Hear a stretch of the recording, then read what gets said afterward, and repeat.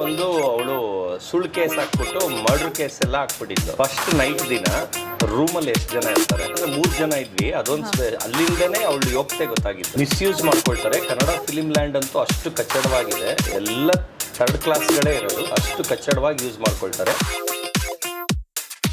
ಎಲ್ರಿಗೂ ನಮಸ್ಕಾರ, welcome to table talk with Sayda. ನನ್ನ ಜೊತೆ ನನ್ನ ಸ್ಪೆಷಲ್ ಫ್ರೆಂಡ್ ಇದ್ದಾರೆ ಇವತ್ತು, ಸತೀಶ್ ಅವರು.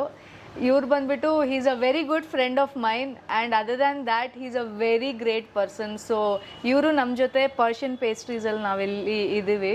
So let's talk to him. Sir ನಮಸ್ತೆ. ನಮಸ್ತೆ. ಹೇಗಿದ್ದೀರಾ ಸರ್? ಚೆನ್ನಾಗಿದೆ, ನೀವು ಹೇಗಿದ್ದೀರಾ? ಹಾಂ, ಚೆನ್ನಾಗಿದ್ದೇನೆ. ಸೊ ಹೇಗಿತ್ತು ಮಾರ್ನಿಂಗ್ ಕರೆದುಬಿಟ್ಟೆ ನಿಮಗೆ?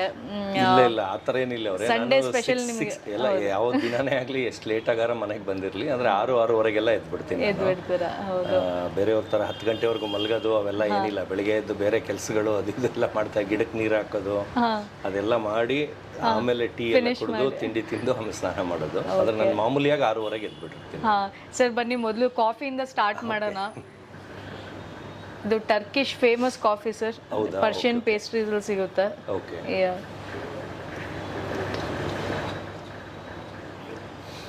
ಡಿಫರೆಂಟ್ ಆಗಿದೆ, ಒಂದು ಕಾಫಿ ಫೀಲು ಬರ್ತಾ ಇದೆ.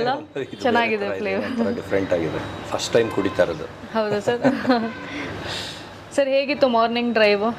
ನಂಗೆ ಡ್ರೈವ್ ಅಂದ್ರೆ ತುಂಬಾ ಇಷ್ಟ ಅಲ್ಲ ಸರ್? ಮತ್ತೆ ಸಂಡೇ ಟ್ರಾಫಿಕ್ ಕಮ್ಮಿ ಇರುತ್ತೆ. ಮುಂಚೆ ನಿಮ್ಗಿಂತ ಬೇಗ. ಹೌದು, ಕಾರಲ್ಲೇ ಫೋನಲ್ಲಿ ಮಾತಾಡ್ತಾ. ಹೌದು.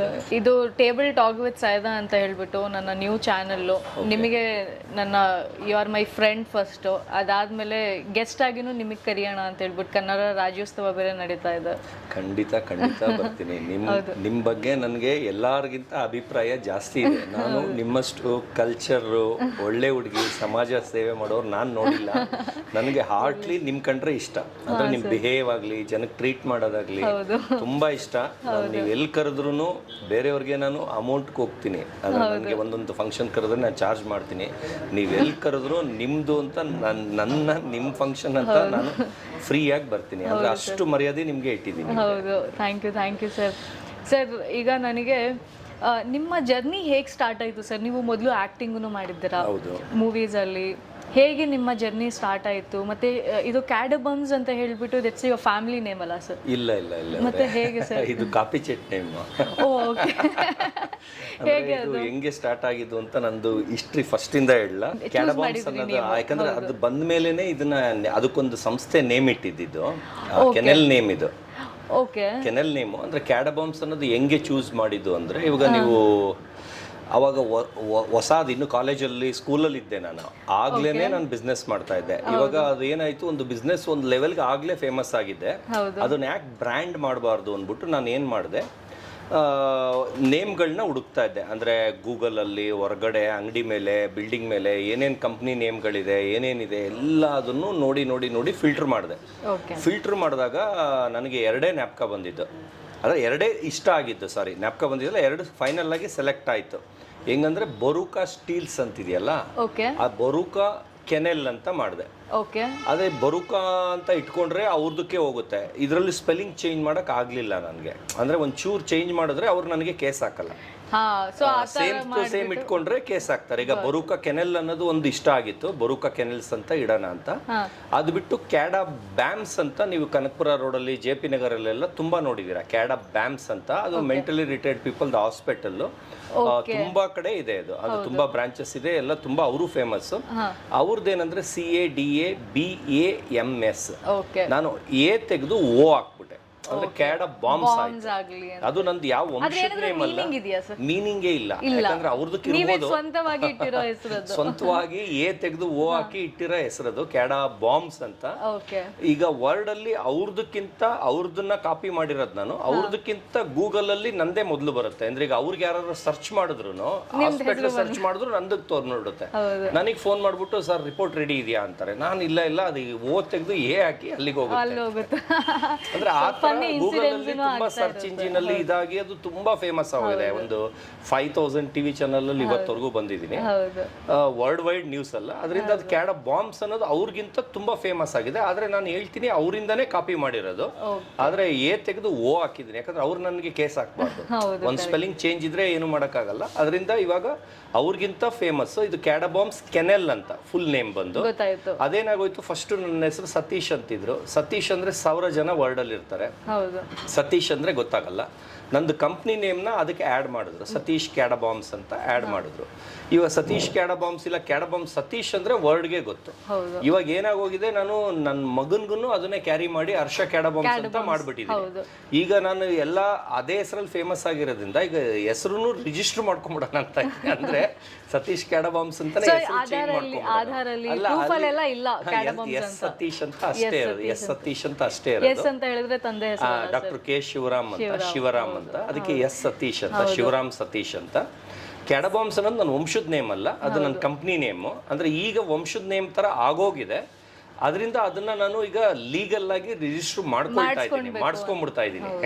ಅದರಿಂದ ನನ್ನ ವಂಶಕ್ಕೆ ಹಂಗೆ ನನ್ನ ಮಗನಿಂದ ಹಂಗೆ ಕ್ಯಾರಿ ಆಗ್ಲಿ, ಅದು ವಂಶದ ನೇಮೇ ಅನ್ಕೊಳ್ಳಿ ಜನ ಅಂತ. ಹೌದು ಸರ್. ಈಗ ನಿಮ್ಮ ಬ್ಯಾಕ್ ಗ್ರೌಂಡ್ ನೋಡಿದ್ರೆ ಏನು ನೀವು ಫ್ಯಾಮಿಲಿಯಿಂದ ಏನು ಫಿಲ್ಮ್ ಇಂಡಸ್ಟ್ರಿಗೆ ಬಂದಿರೋರಲ್ಲ, ನೀವು ಸ್ವಂತವಾಗಿ ಬಂದಿರೋದು. ಹೇಗಿದೆ ಸರ್ ಇಂಡಸ್ಟ್ರಿ? ಹೇಗೆ ಎಂಟರ್ ಆದ್ರಿ? ಆ ಟೈಮ್ ಏನು ನಿಮ್ಮ ಎಕ್ಸ್ಪೀರಿಯನ್ಸಸ್ ಇತ್ತು? ಏನ್ ಏಜ್ ಇತ್ತು? ಹೇಗೆ ನಿಮಗೆ ಈ ಚಾನ್ಸ್ ಸಿಕ್ತು?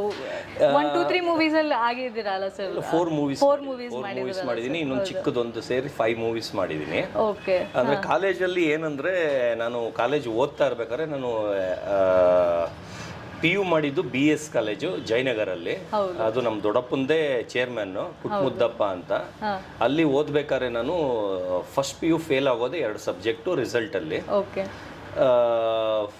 2 ಬೋರ್ಡಲ್ಲಿ ಫೇಲ್ ಅಂತ ಬಂದಿತ್ತು. ಅಂದರೆ ನಮ್ಮ ದೊಡ್ಡಪ್ಪಂದೇ ಕಾಲೇಜ್ ಆಗಿರೋದ್ರಿಂದ ಆ ಫೇಲ್ ಆಗಿರೋ ಮಾಸ್ಟ್ರು ಕರೆದ್ಬಿಟ್ಟು ನನ್ನ ಸೆಕೆಂಡ್ PU ಪಾಸ್ ಮಾಡಿ, ಹಂಗೆ ಬರೀದೇನೆ ಪಾಸ್ ಮಾಡಿ ಸೆಕೆಂಡ್ PUಗೆ ಪಾಸ್ ಮಾಡಿಸ್ಬಿಟ್ರು. ಆಯ್ತಾ? ಆ ಟೈಮಲ್ಲೆಲ್ಲ ಏನಂದ್ರೆ, ನಾನು ಅಮೀರ್ ಖಾನ್ ತರ ಕಾಣ್ತಿದ್ದೆ ಅಂತ ಎಲ್ಲರೂ ಹೇಳೋರು. ಅಮೀರ್ ಖಾನ್ ತರ ಕಾಣ್ತಿದ್ಯಾ, ಫಿಲಿಂ ಸ್ಟಾರ್ ತರ ಇದೆಯಾ ಅಂತ ಹೇಳೋರು. ಅವ್ರು ಏನೇ ಟಾಪ್ ಎಕ್ಸಿದ್ರು ನಾನು ಉಬ್ಬೋಗ್ತಾ ಇರ್ಲಿಲ್ಲ. ಯಾಕಂದ್ರೆ ಇದೇ ಜನ ತಪ್ಪು ಮಾಡೋದು. ಅವ್ರು ಟಾಪ್ ಎಕ್ಸ್ ತಕ್ಷಣ ಅವರು ಹೀರೋಯಿನ್ ಫೀಲ್ ತಗೊಂಡು ಲೈಫ್ನ ಹಾಳು ಮಾಡ್ಕೊಳ್ತಾರೆ. ಅದೇನಂದ್ರೆ, ಅದಾಗದೇ ಬರಬೇಕು, ಅದಾಗದೇ ಬೆಳಿಬೇಕು. ಇವ್ರು ಅದನ್ನೇ ಹುಚ್ಚೆಬ್ಬಿಸ್ಕೊಂಡ್ರೆ ಅವ್ರಿಗೆ ಅಲ್ಲೂ ಇಲ್ಲ ಇಲ್ಲೂ ಇಲ್ಲ, ಅವ್ನ ಟೀನು ಗತಿ ಇಲ್ಲ, ಹಂಗಾಗ್ಬಿಡುತ್ತೆ. ಇದೇನಂದ್ರೆ, ಅವ್ರು ಎಷ್ಟೇ ಟಾಪ್ ಎಕ್ಸಿದ್ರು ನಾನು ಟಾಪ್ ಎಕ್ತಾ ಇರ್ಲಿಲ್ಲ. ಫಸ್ಟ್ PU ಸೆಕೆಂಡ್ PU ಆಯ್ತು. ಆಮೇಲೆ ಡಿಗ್ರಿಗೆ ಬಂದೆ. ಡಿಗ್ರಿಗೆ ಬಂದಾಗ ಫ್ರೆಂಡ್ಸ್ ಎಲ್ಲ ಮಂಚಿನ ಮೇಲೆ ಡ್ಯಾಮ್ ಅಂತ, ಮಂಚಿನ ಮೇಲೆ ಡ್ಯಾಮು ದೊಡ್ಡಾಲ್ಮರ ಹತ್ರ ಇದೆ, ಅಲ್ಲಿಗೆ ಫ್ರೆಂಡ್ಸ್ ಎಲ್ಲ ಗ್ಯಾಂಗ್ 2 ಕಾರಲ್ಲಿ ಹೋಗಿದ್ವಿ. ನಾನು ಫುಲ್ಲು ಲಾಂಗ್ ಲೆದರ್ ಜಾಕೆಟ್, ಅಂದ್ರೆ ನನ್ನ ಡ್ರೆಸ್ ಸೆನ್ಸ್ ಮಾತ್ರ ಅವಾಗಿಂದ ಎಲ್ಲಾರ್ಗಿಂತ ನಂಬರ್ 1 ಇರ್ತಿದೆ. ಅಂದ್ರೆ ಯಾರು ಇಲ್ದಿರದೆ ನನ್ನ ಹತ್ರ ಇರಬೇಕು, ಆ ಥರ ಬಟ್ಟೆನೇ ಹಾಕ್ಬೇಕು, ಎಲ್ಲಾರ್ಗು ಎತ್ಕೊಳ್ಬೇಕು, ಆ ಥರ ನನ್ನ ಪಾಡಿಗೆ ಕೂಲಿಂಗ್ ಗ್ಲಾಸ್ ಅಂತೂ ಅವಾಗಿಂದನೂ ಕಾಲೇಜ್ ಲೈಫಿಂದನೂ ಆಗ್ತಾನೆ ಇದ್ದೀನಿ. ನಾನು ಫಸ್ಟ್ ಇಯರ್ ಡಿಗ್ರಿ ಏನೋ ಇದ್ದೆ ಅಂತ ಅನ್ಕೊಳ್ತೀನಿ, ಅದರ ಅಂದಾಜ್ ಮೇಲೆ. ಅಲ್ಲಿ ಹೋದಾಗ IAS ಆಫೀಸರು ಕೆ ಶಿವರಾಮ್ ಅಂತ ಫಿಲಿಂ ಆಕ್ಟರ್, ಅವರು, ಆಮೇಲೆ ರಮೇಶ್ ಅನ್ನೋರು ಅಲ್ಲಿ ಶೂಟಿಂಗಿಗೆ ಫುಲ್ ಟ್ರೂಪ್ ಜೊತೆ ಶೂಟಿಂಗ್ ಮಾಡಕ್ಕೆ ಇಡೀ ಟೀಮ್ ಬಂದಿದ್ರು. ನಮ್ಮ ಪಾಡಿಗೆ ನಾವು ಈಜ್ ಹೊಡಿತಾ ಇದ್ವಿ. ಅವರು ನನ್ನ ನೋಡಿ ಕರೆದ್ಬಿಟ್ಟು, ಏನಪ್ಪ ಹೀರೋ ಇದ್ದಂಗಿದ್ಯಾ, ಮೂವಿ ಮಾಡಪ್ಪ ನೀನು, ಹಂಗೆ ಹಿಂಗೆ. ನಾನು BN ಗಂಗಾಧರ್ ಅಂತ ಇದ್ದಾರೆ ಗಾಂಧಿನಗರಲ್ಲಿ, ಅವ್ರ ನಂಬರ್ ಕೊಡ್ತೀನಿ, ಅವರ ಅಡ್ರೆಸ್ ತಗೊಂಡು ಹೋಗು. ಅವರೇ ಫಸ್ಟ್ ಗಾಡ್ ಫಾದರ್, ಅವರಿಂದನೇ ನಾನು ಅಲ್ಲಿ BN ಗಂಗಾಧರ ಆಫೀಸ್ಗೆ ಹೋಗಿದ್ದು. ಅಂದರೆ ಇದ್ರಲ್ಲಿ ಟ್ವಿಸ್ಟ್ ಇದೆ, ಹೇಳ್ಬಿಡ್ತೀನಿ. ಅಂದರೆ ಏನು ಅಂತ ಹೇಳ್ತೀನಿ. ಅವರು ಹೇಳಿದ್ರು ಅಂತ ನಾನು ಹೋದೆ. ಆದರೆ ನನಗಾಗಿ ಹುಚ್ಚಿರಲಿಲ್ಲ. ಅವ್ರು ಹೇಳಿದ್ರಲ್ಲ, ಸುಮ್ಮನೆ ಟ್ರೈ ಮಾಡೋಣ ಅಂತ ಹೋದೆ. ಸರ್, ಹಿಂಗೆ ಕೆ ಶಿವರಾಮ್ ಆ್ಯಕ್ಟರ್ ಅವರು ನಿಮ್ದು ನಂಬರ್ ಕೊಟ್ಟರು, ಹಿಂಗೆ ಮೀಟಾಗಿ ಅವರು ಆ್ಯಕ್ಟಿಂಗ್ ಏನಾರು ಇದ್ದರೆ ಹೇಳ್ತಾರೆ ಅಂತ ಇದು ಮಾಡಿದ್ರು ಅಂತ ಹೇಳಿದೆ. ಅವರು ಆಯಿತು ಹೇಳ್ತೀನಿ, ಮಾಡೋಣ ಅಂದ್ಬಿಟ್ಟು ಕಳಿಸ್ಬಿಟ್ರು. ಏನೂ ಮಾಡಲಿಲ್ಲ. ಆಮೇಲೆ ಒಂದು 6 ಮಂತ್ಸ್ 8 ಮಂತ್ಸ್ ಆದಮೇಲೆ ನಮ್ಮ ರಿಲೇಷನ್ ಮದ್ವೆಲಿ ಅವ್ರು ಬಂದಿದ್ರು. ನೋಡಿದ್ರೆ ನಮಗೆ ತುಂಬಾ ಹತ್ತಿರದ ರಿಲೇಷನ್ BN ಗಂಗಾಧರ್. ಅಂದ್ರೆ ಅವ್ರ ರೆಸ್ಪಾನ್ಸ್ ಇದರಿಂದ ಇನ್ಫ್ಲೂಯೆನ್ಸ್ ಇಂದ ಹೋದಾಗ ಆಗ್ಲಿಲ್ಲ. ಯಾವಾಗ ರಿಲೇಷನ್ ಅಂತ ಆಯಿತು ಮಾರನೇ ದಿವಸನೇ ಏನು ಮಾಡಿದ್ರು, ನಾಳೆನೇ ಬಾಪ್ಪ ಅಂತ ಕರೆದ್ರು. ಓಕೆ. ನಾನು ಮಾರನೇ ದಿವಸ ಹೋದೆ ಅವ್ರ ಆಫೀಸ್ಗೆ. ಹೋಗ್ತಿದ್ದಂಗೆ ಫೋನ್ ಮಾಡಿದ್ರು. ಫೋನ್ ಮಾಡಿಬಿಟ್ಟು, ಏಯ್ ನಮ್ಮ ರಿಲೇಷನ್ನು, ನಮ್ಮ ಕಸಿನ್ನು ಕಳಿಸ್ತಾ ಇದ್ದೀನಿ, ಅವನಿಗೆ ಸೆಕೆಂಡ್ ಇರೋ ಚಾನ್ಸ್ ಕೊಡು. ಓಕೆ. ಮೇನ್ ಬೇಡ, ಸೆಕೆಂಡ್ ಹೀರೋ ಕೊಡು. ಅವ್ರ ಹೊಸಬ್ರು. ಅದು ಒಂದು ಫೋನ್ ಕಾಲ್ ಅಷ್ಟೇ. ನಾನು ಅಲ್ಲಿ ಹೋದೆ. ಏನ್ ಮೂವಿ ಸರ್ ಅದು ಮಾಡಿದ್ದು? ಅದು ದರ್ಶನ್ ಅಂತ ಮೂವಿ. ದರ್ಶನ್ ಫಸ್ಟ್ ಹೀರೋ, ನಾನು ಸೆಕೆಂಡ್ ಹೀರೋ. ಓಕೆ. ನನಗೆ ತುಷಾರ್ ಪಾಂಡೆ ನನಗೆ ಹೀರೋಯಿನ್ನು, ನವನೀತ್ ಸಿಂಗು ದರ್ಶನ್ ಸರ್ಗೆ ಹೀರೋಯಿನ್. ಅದು ಮೂಡ್ಬಿದ್ರಲ್ಲಿ ಮಂಗಳೂರು ಹತ್ರ ನಡೀತು. ಅಂದ್ರೆ ನಾನು ಫುಲ್ ಮೂವಿಲಿ ಇದ್ದೆ. ಫುಲ್ ಮೂವಿಲ್ ನಾನು ಇದ್ದೆ. ಅದಾದ್ಮೇಲೆ ಬದ್ರಿ ಮಾಡಿದೆ, ರಾಮಸ್ವಾಮಿ ಕೃಷ್ಣಸ್ವಾಮಿ ಮಾಡಿದೆ, ಆಮೇಲೆ ಮಹಾನಗರ ಮಾಡಿದೆ, ಆಮೇಲೆ ರತ್ನಮಂಜರಿ ಮಾಡಿದೆ. 5 ಪಿಕ್ಚರ್ ಮಾಡಿದೆ. ಸರ್ ಅದಾದ್ಮೇಲೆ ಏನಕ್ಕೆ ಕಂಟಿನ್ಯೂ ಮಾಡ್ಲಿಲ್ಲ ನೀವು? ಏನಕ್ಕೆ ಅಂತ ಹೇಳ್ತೀನಿ. ಇವಾಗ ನೋಡಿ, ನಾನು ರಾಜ್ಕುಮಾರ್ ಮಗ ಆಗಿ ಹುಟ್ಟಿರ್ಲಿಲ್ಲ, ವಿಷ್ಣುವರ್ಧನ್ ಸರ್ ಮಗ ಆಗಿ ಹುಟ್ಟಿರ್ಲಿಲ್ಲ. ಇಲ್ಲಿ ಕನ್ನಡ ಫಿಲಿಂ ಲ್ಯಾಂಡ್ ಹೆಂಗೆ ಅಂದ್ರೆ ಹೈ ಎಂಡ್ ಅವ್ರ ಮಕ್ಕಳಾಗಿ, ಅದು ಹೀರೋ ಹೀರೋಯಿನ್ ಮಕ್ಕಳಾಗಿ ಹುಟ್ಟಿದ್ರೆ ಅವರು ಬೆಳೆಸ್ತಾರೆ. ನಾವು ಹಂಗೆ ಬಂದಿದ್ರೆ ಅವ್ರು ಏನ್ ಮಾಡ್ತಾರೆ, ತುಳಿಯಕ್ ನೋಡ್ತಾರೆ. ಇವಾಗ ದರ್ಶನ್ ಮೂವಿದೆ, ನಾನು ಸ್ಟೋರಿ ಹೇಳ್ತೀನಿ, ಕೇಳಿಸ್ಕೊಳ್ಳಿ. ನನಗೇನಂದ್ರೆ 3 ಹೊತ್ತು ನಾನ್ ವೆಜ್ ಬೇಕು. ನಾನು ಹೊಸಬ. ನನಗೆ ಅಲ್ಲಿ ಹೋದ ತಕ್ಷಣ ನಾನು ದಿನ ನಾನ್ ವೆಜ್ ಕೇಳಿದ್ರೆ ಅವ್ರು ಕೊಡಲ್ಲ. ಏನಪ್ಪ ಇವನು, ಅವರೇ ಕೇಳಲ್ಲ, ಇವನಿಗೆ ದುರಾಂಕಾರ ಅಂತಾರೆ. ಅಂದರೆ ನನಗೆ ಬಾಯಿ ಕೆಟ್ಟೋಗುತ್ತೆ. ಅಂದರೆ ವೆಜ್ಜಿಗೆ ಸೇರಲ್ಲ, ನಾನ್ ವೆಜ್ಜೇ ಅಡಿಕ್ಟ್ ಆಗಿಬಿಟ್ಟಿದ್ದೀನಿ. ಆಮೇಲೆ ಇಲ್ಲಿಂದ ನನ್ನ ಕಾರಲ್ಲಿ ನನ್ನ ಪೆಟ್ರೋಲು, ಆಮೇಲೆ ಅಲ್ಲಿ ಏನು ಕಾಸ್ಟ್ಯೂಮ್ ಹಾಕಬೇಕು ಅದು ನನ್ನ ಕಾಸ್ಟ್ಯೂಮ್ಸು, ಆಮೇಲೆ ಅವರು ನನಗೆ ಪೇ ಮಾಡ್ತಾ ಇದ್ರಲ್ಲ, ನನಗೆ ಆ್ಯಕ್ಟ್ ಮಾಡೋಕ್ಕೆ ಏನು ಪೇ ಮಾಡ್ತಾಯಿದ್ರು ಅದನ್ನು ಅವತ್ತವತ್ತು ಇಸ್ಕೊಂಡು ಅಲ್ಲಿರೋ ವರ್ಕರ್ಗೆ ಹಂಚ್ಬಿಟ್ಟು ಬರ್ತಿದೆ. ಅಂದರೆ ನನಗೆ ಫಿಲಿಮ್ ಲ್ಯಾಂಡ್ ದುಡ್ಡು ಬೇಡ. ನಾನು ಆಗಲೇ ಡಾಗ್ ಬ್ರೀಡಿಂಗಲ್ಲಿ ತುಂಬ ಹೆಸರು ಮಾಡಿದ್ದೆ, ತುಂಬ ಕಾಸು ಮಾಡ್ತಾ ಇದ್ದೆ ಆವಾಗ. ಇದರಿಂದ ನಾನು ಫಿಲಿಮ್ ಲ್ಯಾಂಡ್ ದುಡ್ಡು ಬೇಡ, ಅಲ್ಲಿ ಬರೀ ನಾನು ಹೆಸರು ಮಾಡೋಕ್ಕೆ ಹೋಗಬೇಕು ಅಂದ್ಬಿಟ್ಟು ನಾನು ಅವ್ರ ಹತ್ರ ಹೋದೆ. ಅಲ್ಲೇನಾಗೋಯ್ತು, ನನಗೆ ಪೇ ಮಾಡೋದನ್ನೆಲ್ಲ ಹಂಚ್ಬಿಟ್ಟು ಬರ್ತಾ ಇದೆ, ಕೆಲಸದವ್ರಿಗೆ ಹಂಚ್ಬಿಟ್ಟು ಬರ್ತಾ ಇದೆ. ₹1 ಎತ್ಕೊಂಡ್ಬರ್ತಾ ಇರಲಿಲ್ಲ. ಯಾವ ಮೂವಿ ಟೈಮಲ್ಲಿ? ಅದು ದರ್ಶನ್ ಮೂವಿ ಟೈಮಲ್ಲಿ. ಆಯ್ತಾ. ಆಮೇಲೆ ಏನಾಯ್ತು,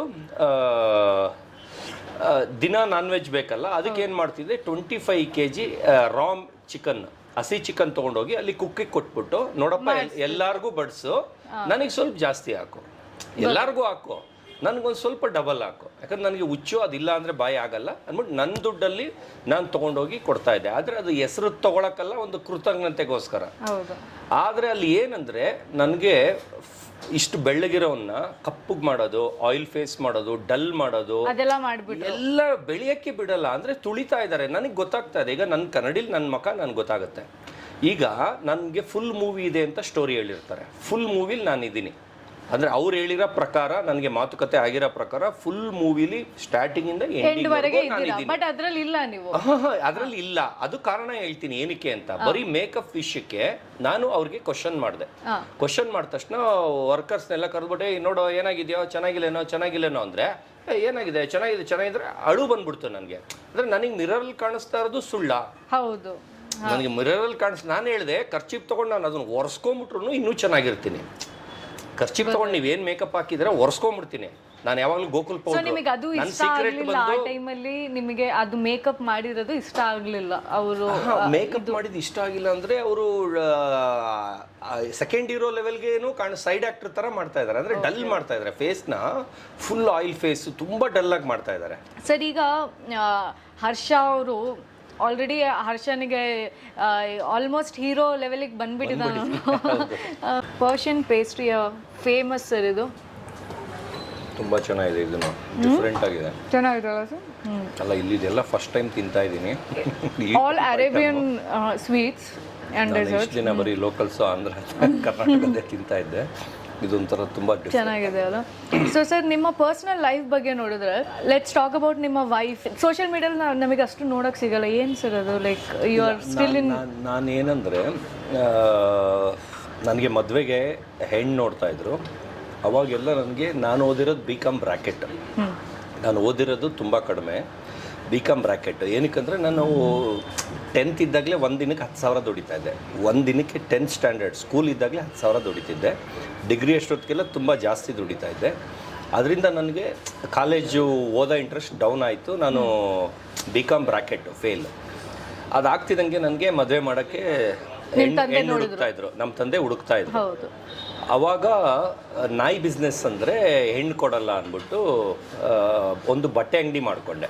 ಅಂದರೆ ನಾಯಿ ಬಿಸ್ನೆಸ್ ಅಂದರೆ ಚೀಪ್ ಅಂತ ನಮ್ಮ ತಂದೆಗೆ. ಅದು ನಮ್ಮ ತಂದೆ ಬಂದು assistant director veterinary doctor doctor K Shivaram ಅಂತ, ಈಗ ರಿಟೈರ್ಡ್ ಆಗಿದ್ದಾರೆ. ಈಗ ಸಮಾಜ ಸೇವೆನೂ ಮಾಡಿದಾರಲ್ಲ ಸರ್. ಸಮಾಜ ಸೇವೆ ಮಾಡಿದ್ದಾರೆ ಎಲ್ಲ. ಅವ್ರಿಗೇನಂದರೆ ಲಾಯರ್ ಮಾಡ್ಬೇಕಂತಿತ್ತು, ಓದಬೇಕಂತಿತ್ತು. ಈಗ ಡಾಗ್ ಬಿಸ್ನೆಸ್ ಮಾಡಿದ್ರೆ ಇವ್ನಿಗೆ ಯಾರು ಹೆಣ್ಣು ಕೊಡಲ್ಲ ಅಂದ್ಬಿಟ್ಟು ಏನು ಮಾಡಿದ್ರು, ಒಂದು ಬಟ್ಟೆ ಅಂಗಡಿನ ಇಟ್ಕೊಂಡ್ವಿ. ಆದರೆ ಅದು ಬಟ್ಟೆ ಅಂಗಡಿ ನನಗೆ ಇಂಟ್ರೆಸ್ಟ್ ಇಲ್ಲ, ಅಪ್ಪನ್ನ ಫೋರ್ಸ್ಗೆ ಇಟ್ಕೊಂಡಿದ್ದು. ಒಂದು ತಿಂಗಳಿಗೆ 45,000 ಸಾಲ ಕೊಟ್ಟಿದ್ದೀನಿ. ಅಂದರೆ ಬಟ್ಟೆ ಒಬ್ರಿಗೂ ವಾಪಸ್ ಕೇಳಿಲ್ಲ ಕಾಸು. ಎಷ್ಟೋ ಲಕ್ಷ ಹೋಯ್ತು. ಅದೇನಾಯಿತು, ಬರೀ ಹೆಣ್ಣು ನೋಡೋಕ್ಕೆ ಅಂತಲೇ ಮಾಡಿದ್ದು. ಇನ್ನ ತೆಕ್ಕೊಂಡಿದ್ರೆ ಇನ್ನೂ ಲಾಸ್ ಮಾಡಿಬಿಡ್ತಾನೆ ಇವನು, ಎಲ್ಲರಿಗೂ ದಾನ ಮಾಡಿಬಿಡ್ತಾನೆ ಅಂತ. ಯಾಕಂದರೆ ಬರೋ ಫ್ರೆಂಡ್ಸ್ಗೆಲ್ಲ ತೊಗೊಂಡೋಗಿ ನಾಳೆ ಕೊಡಿ ನಾಳಿದ್ದು ಕೊಡಿ ಅಂತ ಯಾರೂ ಅಂಗಡಿ ಮುಂದೆನೇ ಪಾಸ್ ಆಗ್ತಾ ಇರಲಿಲ್ಲ. ಹಿಂಗೆ ಹೋಗೋರು ಸುತ್ಕೊಂಡು ಹೋಗೋರು ಇವ್ನು ಕಾಸು ಕೇಳ್ತಾನೆ ಅಂತ. ನಾನು ಕಾಸು ಕೇಳ್ತಾನೂ ಇರಲಿಲ್ಲ. ಅದು ಎಷ್ಟು 4.5 ಲಕ್ಷ 5 ಲಕ್ಷ ಲಾಸ್ ಆಯಿತು ಬರೀ 3 ಮಂತ್ಸ್ಗೆ. ಲಾಸ್ ಅಂದರೆ ನಾನು ದಾನಶೂರಕರಣ ಥರ ಎತ್ಕೊಟ್ಟಿರೋದಕ್ಕೆ ಎಲ್ಲರಿಗೂ. ಅದೇನಾಗೋಯ್ತು, ನಾವು ಹೆಣ್ಣು ಆ ಟೈಮಲ್ಲಿ ನೋಡ್ತಾ ಇದ್ವಿ. ನನಗೆ ಡಾಕ್ಟ್ರುಗಳು ಒಪ್ಕೊಳ್ತಾ ಇದ್ರು, ಇಂಜಿನಿಯರ್ ಒಪ್ಕೊಳ್ತಾ ಇದ್ರು, ಮಿನಿಸ್ಟ್ರು ಮಗಳು ಒಪ್ಕೊಳ್ತಾ ಇದ್ರು. ಆ ಥರ ಎಲ್ಲ ದೊಡ್ಡವರು ಅಂದರೆ ನನಗಿಂತ ಜಾಸ್ತಿ ಓದಿರೋರು ಒಪ್ಕೊಳ್ಳೋರು. ಏನಕ್ಕಂದರೆ ನಾನು ಸ್ವಲ್ಪ ಅಮೀರ್ ಖಾನ್ ಥರ ಇದ್ದೆ ಅಂತ ಸ್ವಲ್ಪ ಡಿಮ್ಯಾಂಡ್ ಇತ್ತು. ಅಂದರೆ ಹೋಗಿದ ಕಡೆ ಎಲ್ಲ ಅವರೇ ಒಪ್ಕೊಂಬಿಡೋರು, ಪರವಾಗಿಲ್ಲ ನಾವೇ ಇದು ಮಾಡ್ತೀವಿ ಆ ಥರ ಒಪ್ಕೊಳ್ಳೋರು. ಆದರೆ ನನಗೇನಂದರೆ ಈ ವರದಕ್ಷಿಣೆ ಅವೆಲ್ಲ ನನಗೆ ಇಷ್ಟ ಇಲ್ಲ. ನಾನು ಗಂಡಸು, ನಾನು ದುಡಿಯೋಕ್ಕೆ ನನಗೆ ಹೋಗ್ತಾ ಇದೆ. ನಾನು ಮಿಸಸ್ನ ನಾನು ಹಿಂಗೆ ಸಾಕಬೇಕು ಹಂಗೆ ಸಾಕಬೇಕು ಅಂತ ಮದುವೆಗಿಂತ ಮುಂಚೆನೇ ಒಳ್ಳೊಳ್ಳೆ ಡ್ರೆಸ್ ಎಲ್ಲೆಲ್ಲಿ ನೋಡ್ತೀನಿ, ಚೂಡಿದಾರ್ ಆಗಿರ್ಬೋದು, ಸ್ಯಾರಿ ಆಗಿರ್ಬೋದು, ಫ್ಯಾನ್ಸಿ ಸ್ಯಾರಿ ಆಗಿರ್ಬೋದು, 2 ಗೋದ್ರೇಜ್ ಬೀರ್ ಫುಲ್ಲು ಬಟ್ಟೆಗಳನ್ನ ತಂದು ಇಟ್ಕೊಂಡಿದ್ದೆ. ರಾ ಮೆಟೀರಿಯಲ್ ಅಂದರೆ ರೇರ್ ಎಲ್ಲಾರ ಕಾಣಿಸಿದ್ರೆ ಅವೆಲ್ಲ ಯಾವುದು ಇಂಟ್ರೆಸ್ಟ್ ಇರಲಿಲ್ಲ. ಬರೀ ಬಿಸ್ನೆಸ್ ಡೈರೆಕ್ಟ್ ನೀವು ಅಪ್ಪ ತೋರಿಸಿದ್ರೆ ಮದುವೆ ಆಗ್ಬೇಕಂತ ಇದ್ದಿದ್ದು. ಅಂದ್ರೆ ಅದೇನಂದ್ರೆ ಬ್ಯಾಂಗ್ಳೂರ್ ಅವ್ರೇನಾ ಇಲ್ಲ, ಫುಲ್ ಹೇಳ್ತಿದ್ದಾಳೆ. ಅದೇನಾಯ್ತು, ಎಲ್ಲರೂ ಮಿನಿಸ್ಟ್ರು ಎಲ್ಲ ತೋರಿಸ್ತಾ ಇದ್ರು. ಈಗ ವರದೇಗೌಡ ಅಂತ ಚನ್ನಪಟ್ಟಣನೋ ಕುವೆಂಪುನಗರ ಅಂತ ಇದೆ ಅಲ್ಲಿ, ಅವ್ರಿಗೆ ನಾನು ನೋಡೋಕೆ ಹೋದ್ರೆ ಕಿಟಕಿಲಿ 5 ತಲೆ ಕಾಣಿಸ್ತಾ ಇದೆ. ಅಂದರೆ ಅವ್ರ ಫ್ರೆಂಡ್ಸ್ ಎಲ್ಲರೂ. ನಾನು ಒಳಗೋಗದೆ ಬಂದರು, ಮುಖ ಚೆನ್ನಾಗಿದೆ, ದಪ್ಪ ಇದ್ರು ಅಂತ ನಾನು ಬೇಡ ಅಂದೆ. ಅದಕ್ಕೆ ಅವರು 1 ಎಕರೆ ಕೊಡ್ತೀನಿ, 1 kg ಗೋಲ್ಡ್ ಕೊಡ್ತೀನಿ, ಕಾರ್ ಕೊಡ್ತೀನಿ, ಸೈಟ್ ಕೊಡ್ತೀನಿ, ಮನೆ ಕೊಡ್ತೀನಿ. ನಾನು ಹೇಳಿದೆ, ನಾನು 0 ರೂಪೀಸಲ್ಲಿ ಹಾಕ್ತೀನಿ, ಆದರೆ ನನಗೆ ಇಷ್ಟ ಆಗಂಗಿರಬೇಕು, ನಂಗೆ ನೋಡಿದ ತಕ್ಷಣ ಅಟ್ರಾಕ್ಷನ್ ಆಗಬೇಕು, ನನಗೆ ದುಡ್ಡು ಮುಖ್ಯ ಅಲ್ಲ, ನನಗೆ ಹೆಂಡ್ತಿನ ಸಾಕೋ ಕೆಪಾಸಿಟಿ ಇದೆ ಅಂತ ಬಂದ್ಬಿಟ್ವಿ. ಆಮೇಲೆ ಅವರು 1 ವೀಕ್ ಬಿಟ್ಟು ಏನಕ್ಕೆ ಕಡಿಮೆ ಆಗಿದೆ, ನೀವು ಸರಿಗೆ ನೋಡಿಲ್ಲ, ಇನ್ನೊಂದ್ಸಲಿ ಬನ್ನಿ ಅಂತ ತಿರ್ಗಾ ಕರೆದ್ರು. ತಿರ್ಗಾ ಕರೆದಾಗ ನಾನು ಹೋದ್ರೆ ನಮ್ಮಪ್ಪ ಮಾತುಕತೆ ಮಾಡ್ತಾ ಇದ್ದಾರೆ. ನಾನು ಅಳ್ತಾ ಇದ್ದೀನಿ, ಅಪ್ಪ ಅಂತ. ಅಂದರೆ ಈಗ ಅನಿಸ್ತಿದೆ, ಅವ್ರನ್ನೇ ಮದುವೆ ಆಗಿದ್ರೆ ಲೈಫ್ ಸೆಟ್ಲ್ ಆಗ್ತಾ ಇದ್ದೆ. ಸೆಟ್ಲ್ ಅಂದರೆ ದುಡ್ಡು ವಿಷಯದಲ್ಲ, ಕೇರ್ ತಗೊಳ್ಳೋರ್ನ ಮದುವೆ ಆಗಿದ್ರೆ ಒಳ್ಳೇದಾಗ್ತದೆ. ಅಲ್ಲಿ ಆಗ್ಲಿಲ್ಲ. ಆಮೇಲೆ ಏನಂದ್ರೆ ನಾನು ಬ್ರೋಕರ್ಗೆ, ನೋಡಪ್ಪ ನನಗೆ ಮದುವೆ ನಾನು ಹೇಳಿದ್ದು, ಮದುವೆ ತೋರ್ಸೋ ಬ್ರೋಕರ್ಗೆ ಹೇಳಿದೆ, ನೋಡಿ ನೀವು ನಂಗೆ ಮದುವೆ ಆಗಿ 8 ತೋರಿಸು ಅಂದರೆ ಮುಸ್ರೆ ತಿಕ್ಕವ್ರನ್ನ ತೋರಿಸ್ತಾ ಇದ್ದೀರಾ ಅಂತ ಬೈದೆ. ಅಂದರೆ ಚೆನ್ನಾಗಿಲ್ದೇ ಇರೋರನ್ನ ತೋರಿಸ್ತಿದ್ದೀರಾ, ಆದರೆ ರಿಚ್ ಇರೋರು ತೋರಿಸಿದ್ರೆ ನಂಗೆ ರಿಚ್ ಇರೋರು ಬೇಡ, ಫುಲ್ ಪೂವರ್ ಇದ್ರೂ ಪರವಾಗಿಲ್ಲ, ನೋಡಕ್ಕೆ ಚೆನ್ನಾಗಿರ್ಬೇಕು, ಹೊಂದ್ಕೊಂಡು ಹೋಗ್ಬೇಕು, ಫ್ಯಾಮಿಲಿಯವ್ರು ಬೇಕು ಅಂತ ಹೇಳಿದೆ. ಅವನೇನು ಮಾಡ್ದ, ನೋಡಿ ಒಂದು ಹುಡುಗಿ ಇದ್ದಾಳೆ ಮೂಲ ನಕ್ಷತ್ರ, ಅವಳು ನೀವೇನು ಕೇಳ್ತೀರ ಅದಕ್ಕಿಂತ 10ರಷ್ಟು ಚೆನ್ನಾಗಿದ್ದಾರೆ, ಆದರೆ ಕಡು ಬಡವರು, ಅವ್ರಿಗೆ ಮದುವೆ ಮಾಡ್ಕೊಳ್ಳೋಕೆ ಕೆಪಾಸಿಟಿ ಇಲ್ಲ ಅಂದರು. ಪರವಾಗಿಲ್ಲ ತೋರಿಸಿ ಅಂದೆ. ಆಮೇಲೆ ನಾನು 5 ಡೇಸ್ ಆಗಿತ್ತು ಹೊಸ ಕಾರ್ ತಗೊಂಡು, ಅದರಲ್ಲಿ ಅವ್ರ ಮನೆಗೆ ಹೋದ್ವಿ. ನೋಡಕ್ಕೆ ಹೋಗ್ತಿದ್ದಂಗೆ 1 ಕಿಲೋಮೀಟರ್ ಇದ್ದಂಗೆ ಚಿಕ್ಕ ಕಲ್ಲು ಹೊಡೆದು ಹೊಸ ಕಾರ್ದು ಇಂಜಿನ್ ಸೀಸ್ ಆಗೋಯ್ತು. ಅವಾಗ ಫಾದರ್ ಬಂದು ಅಪಶಕುನ, ಅವಳ ಮೂಲ ನಕ್ಷತ್ರ ಬೇರೆ, ಬೇಡ ಬೇಡ ಬೇಡ ಬೇಡ ಅಂದರು. ನಾನು ಇಲ್ಲ ಅಂದ್ಬಿಟ್ಟು ಲಾರಿಗೆ ಹಾಕೊಂಡು ವಾಪಸ್ ಬಂದು 1 ಮಂತಲ್ಲಿ ಇಂಜಿನ್ ಎಲ್ಲ ಹೊಸದು ಹಾಕ್ಕೊಟ್ರು ಇನ್ಶೂರೆನ್ಸಲ್ಲಿ. ವಾಪಸ್ 1 ಮಂತಲ್ಲಿ ತಿರ್ಗಾ ಹೋದ್ವಿ. ತಿರ್ಗಾ ಹೋಗಿ ಅವ್ರನ್ನ ನೋಡಿಬಿಟ್ಟು ನಾನು ಫುಲ್ ಫಿದಾ ಆಗಿಬಿಟ್ಟು ಅವರಿಂದ 1 ಕಿಲೋಮೀಟ್ರ್ ಹೋದ್ವಿ. ಎಸ್ ಅಂದ್ಬಿಟ್ಟು ಅವ್ರ ಮನೆಯಿಂದ ಓಕೆ ಮಾಡಿ ಹೋದ್ವಿ. ದೊಡ್ಡ ಆಕ್ಸಿಡೆಂಟ್, 2 ಮಂತ್ಸ್ ಆಕ್ಸಿಡೆಂಟ್ ಆಗೋಯ್ತು. ಅದು ಒಂದು ಎಲ್ಲ ಜನ ಬಂದು ತುಂಬಾ ಜಗಳ ಆಯ್ತು. ಆಗ್ಲೂ ಅಪ್ಪ ಅಮ್ಮ ಅಪಶಕನ ಬೇಡ ಬೇಡ ಬೇಡ ಅಂದ್ರು. ಅದಾದ್ಮೇಲೆ ನಮ್ಗೆ ಮುಖ ನೋಡಿ ಇಷ್ಟ ಆಗ್ಬಿಟ್ಟಿತ್ತು, ಒಳ್ಳೆಯವರು ಅಂತ ಅನ್ಕೊಂಡು ನಾವು ಇಷ್ಟ ಆಗೋಯ್ತು. ಆಮೇಲೆ ಏನಾಗೋಯ್ತು, ಎಂಗೇಜ್ಮೆಂಟ್ಗೆ ಮಾತಾಡಿದ್ವಿ. ಅವರು ಇಲ್ಲ ಏನೂ ಇಲ್ಲ ಅಂತ ಹೇಳಿದ್ರು. ಎಂಗೇಜ್ಮೆಂಟು ನಾವೇ ಮಾಡ್ಕೊಂಡ್ವಿ. ಅವ್ರ ಮನೆ ಮುಂದೆನೆ ಸಿಂಪಲ್ಲಾಗಿ ಹಾಕ್ಕೊಂಡು ಇಲ್ಲಿಂದ ಎಲ್ಲ ನಾವೇ ಬಸ್ಸಲ್ಲಿ ಜನ ಕರ್ಕೊಂಡೋಗಿ ಮದುವೆ ಎಂಗೇಜ್ಮೆಂಟ್ ಮಾಡ್ಕೊಂಡ್ವಿ. ಎಂಗೇಜ್ಮೆಂಟ್ ಆಯಿತು. ಅದಾಗ್ತಿದ್ದಂಗೆ 1-2 ಮಂತ್ಸಲ್ಲೇ ಮದುವೆನೂ ಮಾಡ್ಕೊಂಡ್ವಿ ಬೆಂಗಳೂರಲ್ಲಿ. ರಿಸೆಪ್ಷನ್ನು, ಬೀಗ್ರೂಟ, ಏನೇನು ಫಂಕ್ಷನ್ ಇದೆ A to Z. ಅವ್ರು ಬರೋಕ್ಕೆ ಬಸ್ ಚಾರ್ಜು, ಅವ್ರದ್ದು ಬಸ್ದು, ಅವ್ರ ಚಪ್ಪಲಿಯಿಂದ ತಲೆವರೆಗೂ A to Z ನಮ್ಮದು. ಅಂದರೆ ಅವರು 0 ರೂಪೀಸ್. ಅಂದರೆ ಅವ್ರಿಗೇನು ನಾವು ಎಕ್ಸ್ಪೆಕ್ಟ್ ಮಾಡಿಲ್ಲ. ಆ ಥರ ಇಷ್ಟಪಟ್ಟು ಮದುವೆ ಆದ್ವಿ. ಅದಾಗ್ತಿದ್ದಂಗೆ ಡೇ 1 ಪರ್ ಡೇ 40,000 ಶಾಪಿಂಗ್ ಮಾಡ್ತಾ ಇದ್ದೆ. ಸರ್, ಈಗ ಈ ಥರ ನಿಮ್ಮ ಮದುವೆ ಆಯಿತು ಅಂತ ಹೇಳಿದ್ರಿ. ಇದಾದ್ಮೇಲೆ ನಿಮ್ಮ ವೈಫಿನ ಜೊತೆ ಈಗ ಹೇಗೆ ಕನೆಕ್ಷನ್ಸ್ ಇದೆ, ಇಲ್ಲ ಏನದು ಕನೆಕ್ಷನ್ ಇದೆಯೋ ಇಲ್ವೋ? ಇಲ್ಲ, ನಾನು ಹೆಂಡ್ತಿನ ಹಂಗೆ ಸಾಕ್ಬೇಕು ಹಿಂಗೆ ಸಾಕ್ಬೇಕು ಅಂದ್ಬಿಟ್ಟು ಅವರು ಊರಿಂದ ಬಂದವ್ರನ್ನ ಸ್ಟೈಲ್ ಮಾಡ್ಬೇಕು ಅಂದ್ಬಿಟ್ಟು ತುಂಬ ಬೆಳಿಗ್ಗೆ 10 o'clock ಬಿಟ್ಟರೆ ರಾತ್ರಿ 10 ಗಂಟೆಗೆ ಬರ್ತಾ ಇದ್ದು. ದಿನ 40,000 ಶಾಪಿಂಗ್ ಮಾಡ್ತಾ ಇದ್ದೆ. ಅವಳಿಗೆ ರಾಣಿ ಥರ ನೋಡ್ಕೊಂಡೆ. ಫಸ್ಟ್ ನೈಟ್ ದಿನ ರೂಮಲ್ಲಿ ಎಷ್ಟು ಜನ ಇರ್ತಾರೆ? ಅದು ಸ್ವಲ್ಪ ಕಾಂಟ್ರವರ್ಷಿಯಲ್ ಆಗಿಬಿಡುತ್ತೆ. ಏನಕ್ಕಂದ್ರೆ 3 ಜನ ಇದ್ವಿ. ಅದೊಂದು ಅಲ್ಲಿಂದನೇ ಅವಳು ಯೋಗ್ಯತೆ ಗೊತ್ತಾಗಿದ್ದು. ವರ್ಡಲ್ಲೇ ಇಲ್ಲ, ಅದು ಸ್ಪೆಷಲ್. 3 ಜನ ಇದ್ವಿ. ಸೊ ಅದಾದ್ಮೇಲೆ ಎಷ್ಟು ವರ್ಷ ನಿಮ್ಮ ಮ್ಯಾರೇಜ್ ನಡೀತು ಸರ್? ಅಲ್ಲ, ಅಟ್ಯಾಚ್ಮೆಂಟ್ ಇಲ್ಲ ಅವಳಿಗೆ. ಈಗ ಫಸ್ಟ್ ನೈಟ್ ದಿನ ಇಬ್ಬರು ಇರ್ಬೇಕಲ್ವಾ. ಅವ್ರ ಕಸಿನ್ನು ರೂಮಲ್ಲೇ ಇರಿಸ್ಕೊಂಡಿದ್ಲು. ನನಗೆ ಅವಾಗ ಗೊತ್ತಾಗ್ಲಿಲ್ಲ ಅಂದರೆ ಏನಕ್ಕೆ ಇರಿಸ್ಕೊಂಡಿದ್ದಾಳೆ ಅಂತ. ಆದರೆ ಇದೆಲ್ಲ ಆಮೇಲೆ ಗೊತ್ತಾಯಿತು. ಅಂದರೆ ಕೋರ್ಟ್ಗೆ ಹೋದ್ಮೇಲೆ ಗೊತ್ತಾಯಿತು ಏನಕ್ಕೆ ಅದೆಲ್ಲ ಆ ಥರ ಆಯಿತು ಅಂತ. ನಾನು ಹೆಂಗಂದ್ರೆ ಅವಳನ್ನ ರಾಣಿ ಥರ ಸಾಕಬೇಕು ಅಂದ್ಬಿಟ್ಟು ಅಷ್ಟು ಚೆನ್ನಾಗಿ. ಅದಾದ್ಮೇಲೆ ಜಗಳ ಆಯ್ತಾ ನಿಮ್ಮಿಬ್ಬರಿಗೆ? ಆಮೇಲೆ ಡಿವೋರ್ಸ್ ಆಯ್ತು. 3 ಡೇಸ್ಗೆನೆ ಮದುವೆ ಆಗಿ 3 ಡೇಸ್ಗೆನೆ ನೆಂಟ್ರ ಮನೇಲಿ ಊಟಕ್ಕೆ ಇಟ್ಕೊಳ್ತಾರೆ. ಅಂದ್ರೆ ಹೊಸ್ದಾಗಿ ಮದುವೆ ಆದವ್ರಿಗೆ. ಅಲ್ಲಿ ಹೋದ್ರೆ ಇವಾಗ ನೋಡಿ, ನಿಮ್ಮ ಜೊತೆ ನಾನು ಕೂತಿದ್ದೀನಿ, ಹಿಂಗೆ ಬಕ್ಕೊಂಡು ಈ ಥರ ಕಾಲು ಹಾಕ್ಕೊಂಡು ಹಿಂಗೆ ಕೂತಿದ್ದೀನಿ. ಈಗ ನೀವು ನಿಮ್ಮ ಫೀಲ್ಡಲ್ಲಿ ನೀವು ದೊಡ್ಡವರು, ನಾವು ನಮ್ಮ ಫೀಲ್ಡಲ್ಲಿ ದೊಡ್ಡವರು. ಹಂಗನ್ಬಿಟ್ಟು ನಾನು ಎದೆ ನಿಗರ್ಸ್ಕೊಂಡು ಮಾತಾಡ್ತಿಲ್ಲ, ಕಾಲ್ ಮೇಲೆ ಕಾಲು ಹಾಕ್ಕೊಂಡು ಮಾತಾಡ್ತಾ ಇಲ್ಲ, ಏನೂ ಇಲ್ಲ. ಅವ್ರೇನಂದರೆ ನಮ್ಮ ಕಸಿನ್ಸ್ ಎಲ್ಲ ಬಂದಿದ್ರು, ರಿಲೇಷನ್ಸ್. ನಾವು ಹೆಂಗಂದ್ರೆ ಇವಾಗ ನೀವು ಅದು ಇಷ್ಟ ಇಲ್ವಾ ಬಿಟ್ಬಿಟ್ರ ಎತ್ಕೊಂಡು ತಿಂತೀನಿ. ಅವ್ರು ಬಿಟ್ರ ಅದು ಚರ್ಬಿ, ಸ್ಕಿನ್ನು, ನೆಕ್ಕು, ಲಿವರು ತಿನ್ನಲ್ಲ, ಅದೆಲ್ಲ ಕೊಡಿ ಹಾಕಿ ಹಾಕಿ ಅಂತ. ಯಾಕಂದ್ರೆ ನಾನು ನಾನ್ ವೆಜ್ ಹುಚ್ಚು. ಆಮೇಲೆ ಎಂಜಿಲ್ ಮಾಡಿದ್ರು ತಿಂತೀನಿ, ನನಗೇನು ಸಂಕೋಚ ಇಲ್ಲ, ಯಾರು ಬೇಕಾದ್ರೂ ತಿಂತೀನಿ. ಆಮೇಲೆ ನಮಗೆಲ್ಲ ಅಭ್ಯಾಸ ಇದೆ, ರಿಲೇಷನ್ಸ್ ಎಲ್ಲ ಒಟ್ಟಿಗೆ ಪಾರ್ಟಿ ಮಾಡ್ಬೇಕಾದ್ರೆ ಎಲ್ಲ ಇದಿದೆ. ಇವ್ರೇನು ಮಾಡಿದ್ರು, ಕಾಲ್ ಮೇಲೆ ಕಾಲು ಹಾಕ್ಕೊಂಡು ಹಿಂಗೆ ಕೂತ್ಕೊಂಡಿದ್ರು. ನಾನು ಹಿಂಗೆ ಎತ್ಕೊಳ್ತಿದ್ದಂಗೆ ನಾಚಿಕೆ ಆಗಲ್ವಾ ಅಂದ್ಬಿಟ್ಟು ಜೋರಾಗಿ ಬೈದ್ಬಿಟ್ಟು ಎಲ್ಲಾರ ಮುಂದೆ 3ನೇ ದಿನಕ್ಕೆ 3 ಡೇಸ್ಗೆ ನನಗೆ ಫುಲ್ ಸ್ವೆಟ್ ಬಂದ್ಬಿಡ್ತು. ಅವಮಾನ ಆಗೋಯ್ತು, ಇನ್ಸಲ್ಟ್ ಆಯಿತು. ಅಂದರೆ ಫಸ್ಟ್ ಟೈಮು ಎಲ್ಲಾರ ಮುಂದೆ ನಂದು ಇನ್ಸಲ್ಟ್ ಮಾಡಿದ್ರು. ಯಾಕಂದರೆ ಅವ್ರಿಗೆ ಏನೂ ಇಲ್ಲ, ಒಂದು ಸಾಹುಕಾರನ ಮದುವೆ ಆಗಬೇಕು, ಅವರಿಂದ ರೋಲ್ ಕಾಲ್ ಮಾಡ್ಕೋಬೇಕು, ಈ ಮೈಂಡ್ ಇದ್ದಿದ್ದು. ಅಂದರೆ ಅದು ಆಮೇಲೆ ಗೊತ್ತಾಯಿತು. ಅಂದರೆ ಬರೀ ದುಡ್ಡು ಕಿತ್ಕೊಳ್ಳೋಕ್ಕೋಸ್ಕರ ಮದುವೆ ಆಗಿದ್ದವರು. ಅದೇನಾಗೋಯ್ತು, ಅವತ್ತು ಫಸ್ಟ್ ಮೂಡ್ ಆಫ್ ಆಯಿತು. ಅಲ್ಲಿಂದ ಸ್ವಲ್ಪ ಡೌನ್ ಆಗಕ್ಕೆ ಸ್ಟಾರ್ಟ್ ಆಯಿತು. ಅದಾದಮೇಲೆ ಡೈಲಿ ಅಲಿಸ್ತಾ ಇದೆ, ಡೈಲಿ ಖರ್ಚು ಮಾಡ್ತಾ ಇದೆ, ಎಲ್ಲ ಮಾಡ್ತಾ ಇದೆ. ಒಂದು ದಿವಸ ನನ್ನ ಹತ್ರ ದುಡ್ಡಿಲ್ಲ ಅಂತ ಹೇಳಿದೆ. ಇವತ್ತು ಮನೇಲೇ ನಾನ್ ವೆಜ್ ಮಾಡಿದ್ದಾರೆ, ಮಟನ್ನು ಚಿಕನ್ ಎಲ್ಲ ಮಾಡಿದ್ದಾರೆ. ಬರೀ 4 ಮಾಲ್ಗೆ ಹೋಗಿ ಮೂವಿ ನೋಡಿಕೊಂಡು, ವಿಂಡೋ ಶಾಪಿಂಗ್ ಸುಮ್ಮನೆ ನೋಡ್ಕೊಂಡು ಮನೆಗೆ ಬಂದು ಮನೇಲಿ ಊಟ ಮಾಡೋಣ ಅಂತ ಅವ್ರಿಗೆ ಹೇಳಿದೆ ನಾನು. ಅದೇನಾಯಿತು, ಮೂವಿ ಬೇಗ ಮುಗೀತು 7:30ಗೆ. ಅಲ್ಲಿಂದ ಹೋಗ್ಬಿಟ್ಟು ಮಾಲಲ್ಲಿ ಒಂದು ರೌಂಡ್ ಹಾಕ್ಕೊಂಡು ಒಂದು ಶಾಪ್ಗೆ ಹೋಗಿ ನಿಕ್ನಿಶ್ ಅಂತ ಅಲ್ಲಿ ಒಳಗಡೆ ಹೋದೆ. ಅಲ್ಲಿ ಏನಂದರೆ ನನಗೆ ರೆಗ್ಯುಲರ್ ಕಸ್ಟಮರ್. ನಮ್ಮಲ್ಲಿ ನನಗೆ ಶೋ ಐಟಮ್ ಅಂದರೆ ತುಂಬ ಇಷ್ಟ, ಮನೆ ಡೆಕೋರೇಷನ್ ಮಾಡೋದು ಅದೆಲ್ಲ ತುಂಬ ಇಷ್ಟ. ಒಳಗೆ ಒಂದು ರೌಂಡ್ ಹೊಡ್ಕೊಂಡು ಹಿಂಗೆ ಬರೋ ಅಷ್ಟೊತ್ತಿಗೆ ಒಂದು ಬ್ಯಾಗ್ ಫುಲ್ಲು ಎತ್ಕೊಬಂದ್ಬಿಟ್ಟಿದ್ದಾಳೆ. ಒಂದು 40,000 ಐಟಮ್ ಎತ್ಕೊಬಂದ್ಬಿಟ್ಟು ಕೊಡು ಅಂತ ಎಲ್ಲರ ಮುಂದೆ ರೋಪ್ ಆಗ್ತಾ ಇದ್ದಾಳೆ. ಅಂದರೆ ಅಷ್ಟು ರೋಪ್ ಆಗ್ತಾ ಇದ್ದಾಳೆ. ಅದೇನಾಗೋಯ್ತು, ನನಗೆ ಇನ್ಸಲ್ಟು, ಎಲ್ಲಾರ ಮುಂದೆ ಅವಮಾನ, ಸ್ವೆಟ್ಟು. ಇದು ನಾನು ಹೇಳಿದ್ದೀನಿ ಇಲ್ಲ ಎಲ್ಲ ಮುಂಚೆನೆ ಆಗೋಗಿತ್ತು. ಮೂವಿ ಎಲ್ಲ ಮದುವೆಗಿಂತ ಮುಂಚೆನೆ. ನನಗೆ ಮೂವಿಗಿಂತ ನಾನು ಹೆಸರು ಮಾಡಿರೋದು ಡಾಗ್ ಫೀಲ್ಡ್ ಅಲ್ಲೇನೆ. ಮೂವಿ ಬಂದು ಬರೀ ಒಂದು 6 months ಅಲ್ಲಿ 5 movies ಮಾಡಿ ಬಿಟ್ಬಿಟ್ಟೆ. ಯಾಕಂದ್ರೆ ಅಲ್ಲಿ ನನ್ನ ಬೆಳೆಯಕ್ಕೆ ಬಿಡ್ತಾ ಇರಲಿಲ್ಲ. ಅದ್ರ ಕಾರಣದಿಂದ ನಾನು ಬಿಟ್ಬಿಟ್ಟೆ. ಸರ್, ಏನಕ್ಕೆ ಸರ್ ಆತರ ನಮ್ಮ ಇಂಡಸ್ಟ್ರಿಯಲ್ಲಿ, ಕನ್ನಡ ಇಂಡಸ್ಟ್ರಿಯಲ್ಲಿ ತುಂಬಾ ಜನ ಮಾತು ಆತರ ಇರುತ್ತೆ, ಬೆಳೆಯಕ್ಕೆ ಬಿಡ್ತಾ ಇಲ್ಲ? ಅಲ್ಲ, ಇಲ್ಲಿರೋ ಫಿಲಿಂ ಚೇಂಬರ್ ಅಲ್ಲಿ ಇರೋ ಪೋಸ್ಟಲ್ ಇದಾರಲ್ಲ, ಅವ್ರ ಮೈಂಡ್ ಸೆಟ್ಟೇ ಸರಿ ಇಲ್ಲ. ಅವ್ರು ಏನಂದ್ರೆ ₹1 ಅವ್ರ ಜೋಬಿಂದ ದುಡ್ಡು ಕೊಟ್ಟು ಅವ್ರು ಸಿಗರೇಟು ಸೇದಲ್ಲ, ಅವ್ನು ಟೀನು ಕುಡಿಯಲ್ಲ. ಹೆಂಗಂದ್ರೆ ಯಾರ ಬಕ್ರನ್ ಹುಡುಕ್ತಾ ಇರ್ತಾರೆ. ಈಗ ಹೀರೋಗ ಗುಚ್ಚಿದ್ರೆ ಅವನ ನಿಂಬೆಹಣ್ಣು ಥರ ಹಿಂಡು ಬಿಡ್ತಾರೆ.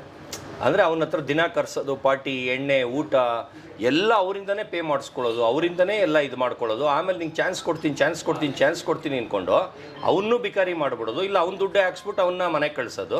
ಆ ಥರ ಇಲ್ಲಿ ಬೆಳೆಯಕ್ಕೆ ಬಿಡಲ್ಲ. ಸೊ ಈಗ ಹರ್ಷ ನಿಮ್ಮ ಮಗನಿಗೆ ಒಂದು ಸ್ವಲ್ಪ ವೇ ಕ್ಲಿಯರ್ ಅಲ್ಲ ಸರ್, ಬಿಕಾಸ್ ನೀವಿದ್ದೀರಾ, ಸ್ವಲ್ಪ ಕನೆಕ್ಷನ್ಸ್ ಇದೆ. ಈಗ ಆ ಸ್ಕ್ರಾಚಿಂದ ನೀವು ಹೋದಂಗೆ ಇರಲ್ವಲ್ಲ ಅವನಿಗೆ. ಅಲ್ಲ, ಈಗ ನನಗೇನಂದ್ರೆ ಫಿಲ್ಮ್ ಲ್ಯಾಂಡ್ ಅಲ್ಲ, ಎಲ್ಲ ಇನ್ಫ್ಲೂಯೆನ್ಸ್ ಇದೆ. ಅಂದರೆ ನನಗೆ ಗಾಡ್ ಫಾದರ್ ಇರಲಿಲ್ಲ, ನಮ್ಮಪ್ಪ ಬಂದು ಎಗೇನೆಸ್ಟ್ ಇದ್ರು ಮೂವಿಗೆ. ಈಗ ನಾನು ಇವನ್ನ ಹುಟ್ಟತಾನೆ, ಇವನ್ ಜಾತಕನೇ December 9th ರಾಜ್ಕುಮಾರ್ ನಕ್ಷತ್ರ. ಅಂದರೆ ಇವನು ರಾಜ್ಕುಮಾರ್ ರಜನಿಕಾಂತರ ನಂಬರ್ 1 ಹೀರೋ ಆಗ್ತಾನೆ. ಅದು ಹುಟ್ಟಕ್ಕಿಂತ ಮುಂಚೆನೇ ಮೈಂಡಲ್ಲಿತ್ತು. ಜಾತಕ ನೋಡಿದಾಗ್ಲೂ ರಾಜ್ಕುಮಾರ್ ನಕ್ಷತ್ರನೇ ಇರೋದು. ಆಮೇಲೆ ಇವನು ನಂಬರ್ 1 ಹೀರೋ ಆಗ್ತಾನೆ ಅಂತ. ಆದರೆ ನಾನು ಈಗ ಎಲ್ಲರಿಗೂ ಚಾಲೆಂಜ್ ಮಾಡ್ತಾ ಇದ್ದೀನಿ, ಇನ್ನು ಮೂವಿ ಲ್ಯಾಂಡಿಗೆ ಬಿಡೋಕ್ಕಿಂತ ಮುಂಚೆನೇ ಇಂಡಿಯಾಗೆ ನಂಬರ್ 2 ಹೀರೋ ಇರ್ತಾನೆ ಅಂತ. ಯಾಕಂದರೆ 1 ಅಂದರೆ ಅದು ಗಾಂಚಲಿ ಮಾತಾಗುತ್ತೆ ಅಂತ, ನಂಬರ್ 2 ಅಂತ ಹೇಳ್ತಾ ಇದ್ದೀನಿ. ಈಗ ಆಲ್ರೆಡಿ ಅವನಿಗೆ ಈ ಬೆಂಗಳೂರೆಲ್ಲ ಹೊರಗಡೆ ಎಲ್ಲ 8th ಸ್ಟ್ಯಾಂಡರ್ಡ್ಗೆ 20K ಫಾಲೋವರ್ಸ್ ಇದ್ದಾರೆ ಅವನಿಗೆ. ಅಂದ್ರೆ ಅಷ್ಟು ಫ್ಯಾನ್ಸ್ ಇದ್ದಾರೆ ಅವನಿಗೆ. ಆಲ್ರೆಡಿ ಅವನಿಗೆ ಮಿಸ್ಟರ್ ಹ್ಯಾಂಡ್ಸಮ್ ಅಂತ ಏಷ್ಯಾ ಫೇಮ್ ಅವಾರ್ಡ್ ಬಂದಿದೆ. ಆಮೇಲೆ ಮಾಡ್ಲಿಂಗ್ ಅಲ್ಲಿ ಎಲ್ಲೋದ್ರೂ ಫಸ್ಟ್ ಪ್ರೈಸ್ ಗೆತ್ಕೊ ಬರ್ತಾನೆ. ಒಂದ್ ಕಡೆನೂ ಸೆಕೆಂಡ್ ಥರ್ಡ್ ಬಂದಿದ್ದೇ ಇಲ್ಲ ಅವನಿಗೆ. ಆಮೇಲೆ ತುಂಬಾ ಫ್ಯಾಷನ್ ಶೋ ಅದು ಇದಕ್ಕೆಲ್ಲ ಕರೀತಾನೆ ಇರ್ತಾರೆ. ಅದರಿಂದ ಆಮೇಲೆ ಆಲ್ರೆಡಿ ತೆಲುಗು ಪಿಕ್ಚರ್ಗೆ ಹೇಗಿದೆ ಅವ್ರ ಅಮ್ಮನ ಜೊತೆಗೆ, ಏನಾದ್ರೂ ಮಿಸ್ ಮಾಡ್ತಾನ? ಒಂದು ದಿವಸನೂ ಅಮ್ಮ ಬೇಕು ಅಂತ ಹೇಳಿಲ್ಲ ಇವನು. ಯಾವಾಗಾದ್ರೂ ಹೋಗಿ ಅದು ಕೋರ್ಟ್ ಇಂದ ಆರ್ಡರ್ ಆಗಿರೋಕ್ಕೋಸ್ಕರ ಇವನು ಬರೀ 1 ಡೇ ಸಿಗ್ತಾನೆ, ಕಬಾಬ್ ಇದು KFCಗೆ ಹೋಗ್ತಾನೆ, ಕಬಾಬ್ ಹಾಲು ಮುಳು ತಿನ್ಕೊಂಡು ಬಂದ್ಬಿಡ್ತಾನೆ ಅಷ್ಟೇ. ಆಮೇಲೆ ಅವ್ರಿಗೂ ಮಗ ಅನ್ನೋ ಪ್ರೀತಿ ಇಲ್ಲ. ಅವನು ಮಗು ಇದ್ದಾಗಿಂದನೂ ಅವನಿಗೆ ಸ್ನಾನ ಮಾಡಿಸೋದಾಗ್ಲಿ, ಬಟ್ಟೆ ಹಾಕೋದಾಗ್ಲಿ, ಸ್ಕೂಲಿಗೆ ಕರ್ಕೊಂಡು ಹೋಗೋದಾಗ್ಲಿ, ಬಿಡೋದಾಗ್ಲಿ, ನಂಬರ್ 2 ತೊಳೆಯೋದಾಗ್ಲಿ ಎಲ್ಲ ನಾನೇ. ಆಮೇಲೆ ಸ್ಕೂಲ್ಗೂ ಇಲ್ಲ, ಹೈ ಎಂಡ್ ಸ್ಕೂಲಿಗೆ ಸೇರಿಸಿದ್ರೆ ಇವ್ರು 5th ಸ್ಟ್ಯಾಂಡರ್ಡಲ್ಲಿ 1 ಲಕ್ಷ ರೂಪಾಯಿ ಫೀಸ್ ಕಟ್ಟಿದ್ದೀವಿ. ಸ್ಕೂಲಿಂದ ಕಿಡ್ನ್ಯಾಪ್ ಮಾಡಿ ಕರ್ಕೊಂಡೋದ್ರು. ಕರ್ಕೊಂಡೋಗಿ ಅವ್ರ ಊರಲ್ಲಿ ಹಳ್ಳಿ ಸ್ಕೂಲ್ 5 ರೂಮು 4 ರೂಮ್ ಇರೋ ಗೌರ್ಮೆಂಟ್ ಸ್ಕೂಲಲ್ಲಿ ಹಾಕಿ ಅವನ್ನ 20 kg ಸಣ್ಣ 1 ಇಯರಲ್ಲಿ ಮಾಡಿದ್ದಾರೆ. ನಾವು ಎಷ್ಟು ಪೊಲೀಸ್ ಕೇಸ್ ಕಂಪ್ಲೇಂಟ್ ಕೊಟ್ಟರು ಅವನ್ನ ಕರ್ಕೊಂಬರಲಿಲ್ಲ. ಕೊನೆಗೆ ಹೈಕೋರ್ಟಿಂದ ಆರ್ಡರ್ ಆಯಿತು, ಹೈಕೋರ್ಟಿಗೆ ಕರ್ಕೊಬಂದರು. ನನಗೆ ಹಳುನೇ ಬಂದ್ಬಿಡ್ತು. ಅಂದರೆ ಅಷ್ಟು ಅವನು ಹುಟ್ಟಿದಾಗಿಂದ ಹಿಂಗೂ ಹೊಡೆದಿಲ್ಲ, ಏಯ್ ಅಂತಲೂ ಬೈದಿಲ್ಲ. ಅಷ್ಟು ಇವಾಗಲೂ 6.3 ಇದ್ದಾನೆ. ಇಲ್ಲೇ ಶೋಲ್ಡ್ರಲ್ಲೇ ಮಲಗಿಸ್ಕೊಳ್ಳೋದು, ಇಷ್ಟು ದೊಡ್ಡವನಾದ್ರೂ ಇಲ್ಲೇ ಮಲಗಿಸ್ಕೊಳ್ಳೋದು. ನನಗೆ ಬಾಡಿ ಟಚ್ ಆದರೆ ನಿದ್ದೆ ಬರಲ್ಲ. ಅವನಿಗೋಸ್ಕರ ಅವ್ನು ನಿದ್ದೆ ಮಾಡೋರ್ಗು ಇಲ್ಲೇ ಮಲಗಿಸ್ಕೊಂಡು ಆಮೇಲೆ ಸೈಡಿಗೆ ಮಲಗ್ತೀನಿ. ಇವತ್ತವರೆಗೂ ಅವನಿಗೆ ನೀನು ಓದ್ತಿದ್ಯಾ, ಏನು ಮಾಡ್ತಿದ್ಯಾ, ಎಲ್ಲೋಗ್ತೀಯಾ ಏನೂ ಕೇಳಲ್ಲ. ಅಷ್ಟು ಪ್ರೀತಿಯಿಂದ ಸಾಕಿದ್ದೀನಿ. ಅವ್ರೇನು ಮಾಡಿದ್ರು, ಜಡ್ಜ್ ಬಂದು ಹೈಕೋರ್ಟಲ್ಲಿ 1 ಇಯರ್ ಇರಲಿಲ್ಲ, ನೀವು ಆಚೆ ಕರ್ಕೊಂಡೋಗಿ ನಿಮ್ಮ ಮಗನ ಜೊತೆ ಮಾತಾಡಿ, ಈಗ ಚೇಂಜ್ ಆಗಿರ್ಬೋದು, ಆಮೇಲೆ ಕೇಳ್ತೀನಿ ಅಪ್ಪ ಬೇಕಾ ಅಮ್ಮ ಬೇಕಾ ಅಂತಂದರು. ನಾನು ಹೇಳಿದೆ, ಸರ್ ಆ ಕಡೆ ತಿರ್ಗೇ ನೋಡಲ್ಲ, ಈ ಕಡೆನೇ ಇರ್ತೀನಿ, ಆಚೆನೇ ಇರ್ತೀನಿ, ಹಂಗೆ ನೀವು ಕೇಳಿ. ಅವನು ಅಪ್ಪ ಅಂದ್ಬಿಟ್ಟು ಹತ್ಕೊಂಡು ಓಡ್ ಬಂದ. ಇದು ವರ್ಡಲ್ಲೇ 1 ಕೇಸ್ ಅಪ್ಪ ಬೇಕು ಅಂತ ಅಂದಿರೋದು. ಕೋರ್ಟ್ ಎಲ್ಲ ಮುಗಿದ್ಮೇಲೆ ಜಡ್ಜು ಅವ್ರ ಚೇಂಬರ್ಗೆ ಕರೆದು ನಂದು ಹರ್ಷಂದು ನಿಲ್ಸ್ಕೊಂಡು ಫೋಟೋ ಹೊಡ್ಸ್ಕೊಂಡು ಫ್ರೇಮ್ ಹಾಕೊಂಡಿದ್ದಾರೆ ಅವ್ರ ಚೇಂಬರಲ್ಲಿ. ಯಾರು ಸರ್ ಅದು ಜಡ್ಜ್? ಹಿಂದಿಯವರು, ಹೆಸರು ಬೇಕಾದ್ರೆ ನಿಮ್ಗೆ ಹೇಳ್ತೀನಿ, ಅಪ್ಪಂಗೆ ಗೊತ್ತು ಹೆಸರು ಅವ್ರದ್ದು. ಹಿಂದಿಯವರು, ಪಂಜಾಬ್ ಆ ಸೈಡ್ ಅವರು, ರಾಜಸ್ಥಾನ ಆ ಸೈಡ್ ಎಲ್ಲಿಂದವರು. ಸರ್ ಈಗ ಕನೆಕ್ಷನ್ ಏನು ಇಲ್ಲ ಹರ್ಷನಿಗೆ ಅಮ್ಮನ ಜೊತೆಗೆ?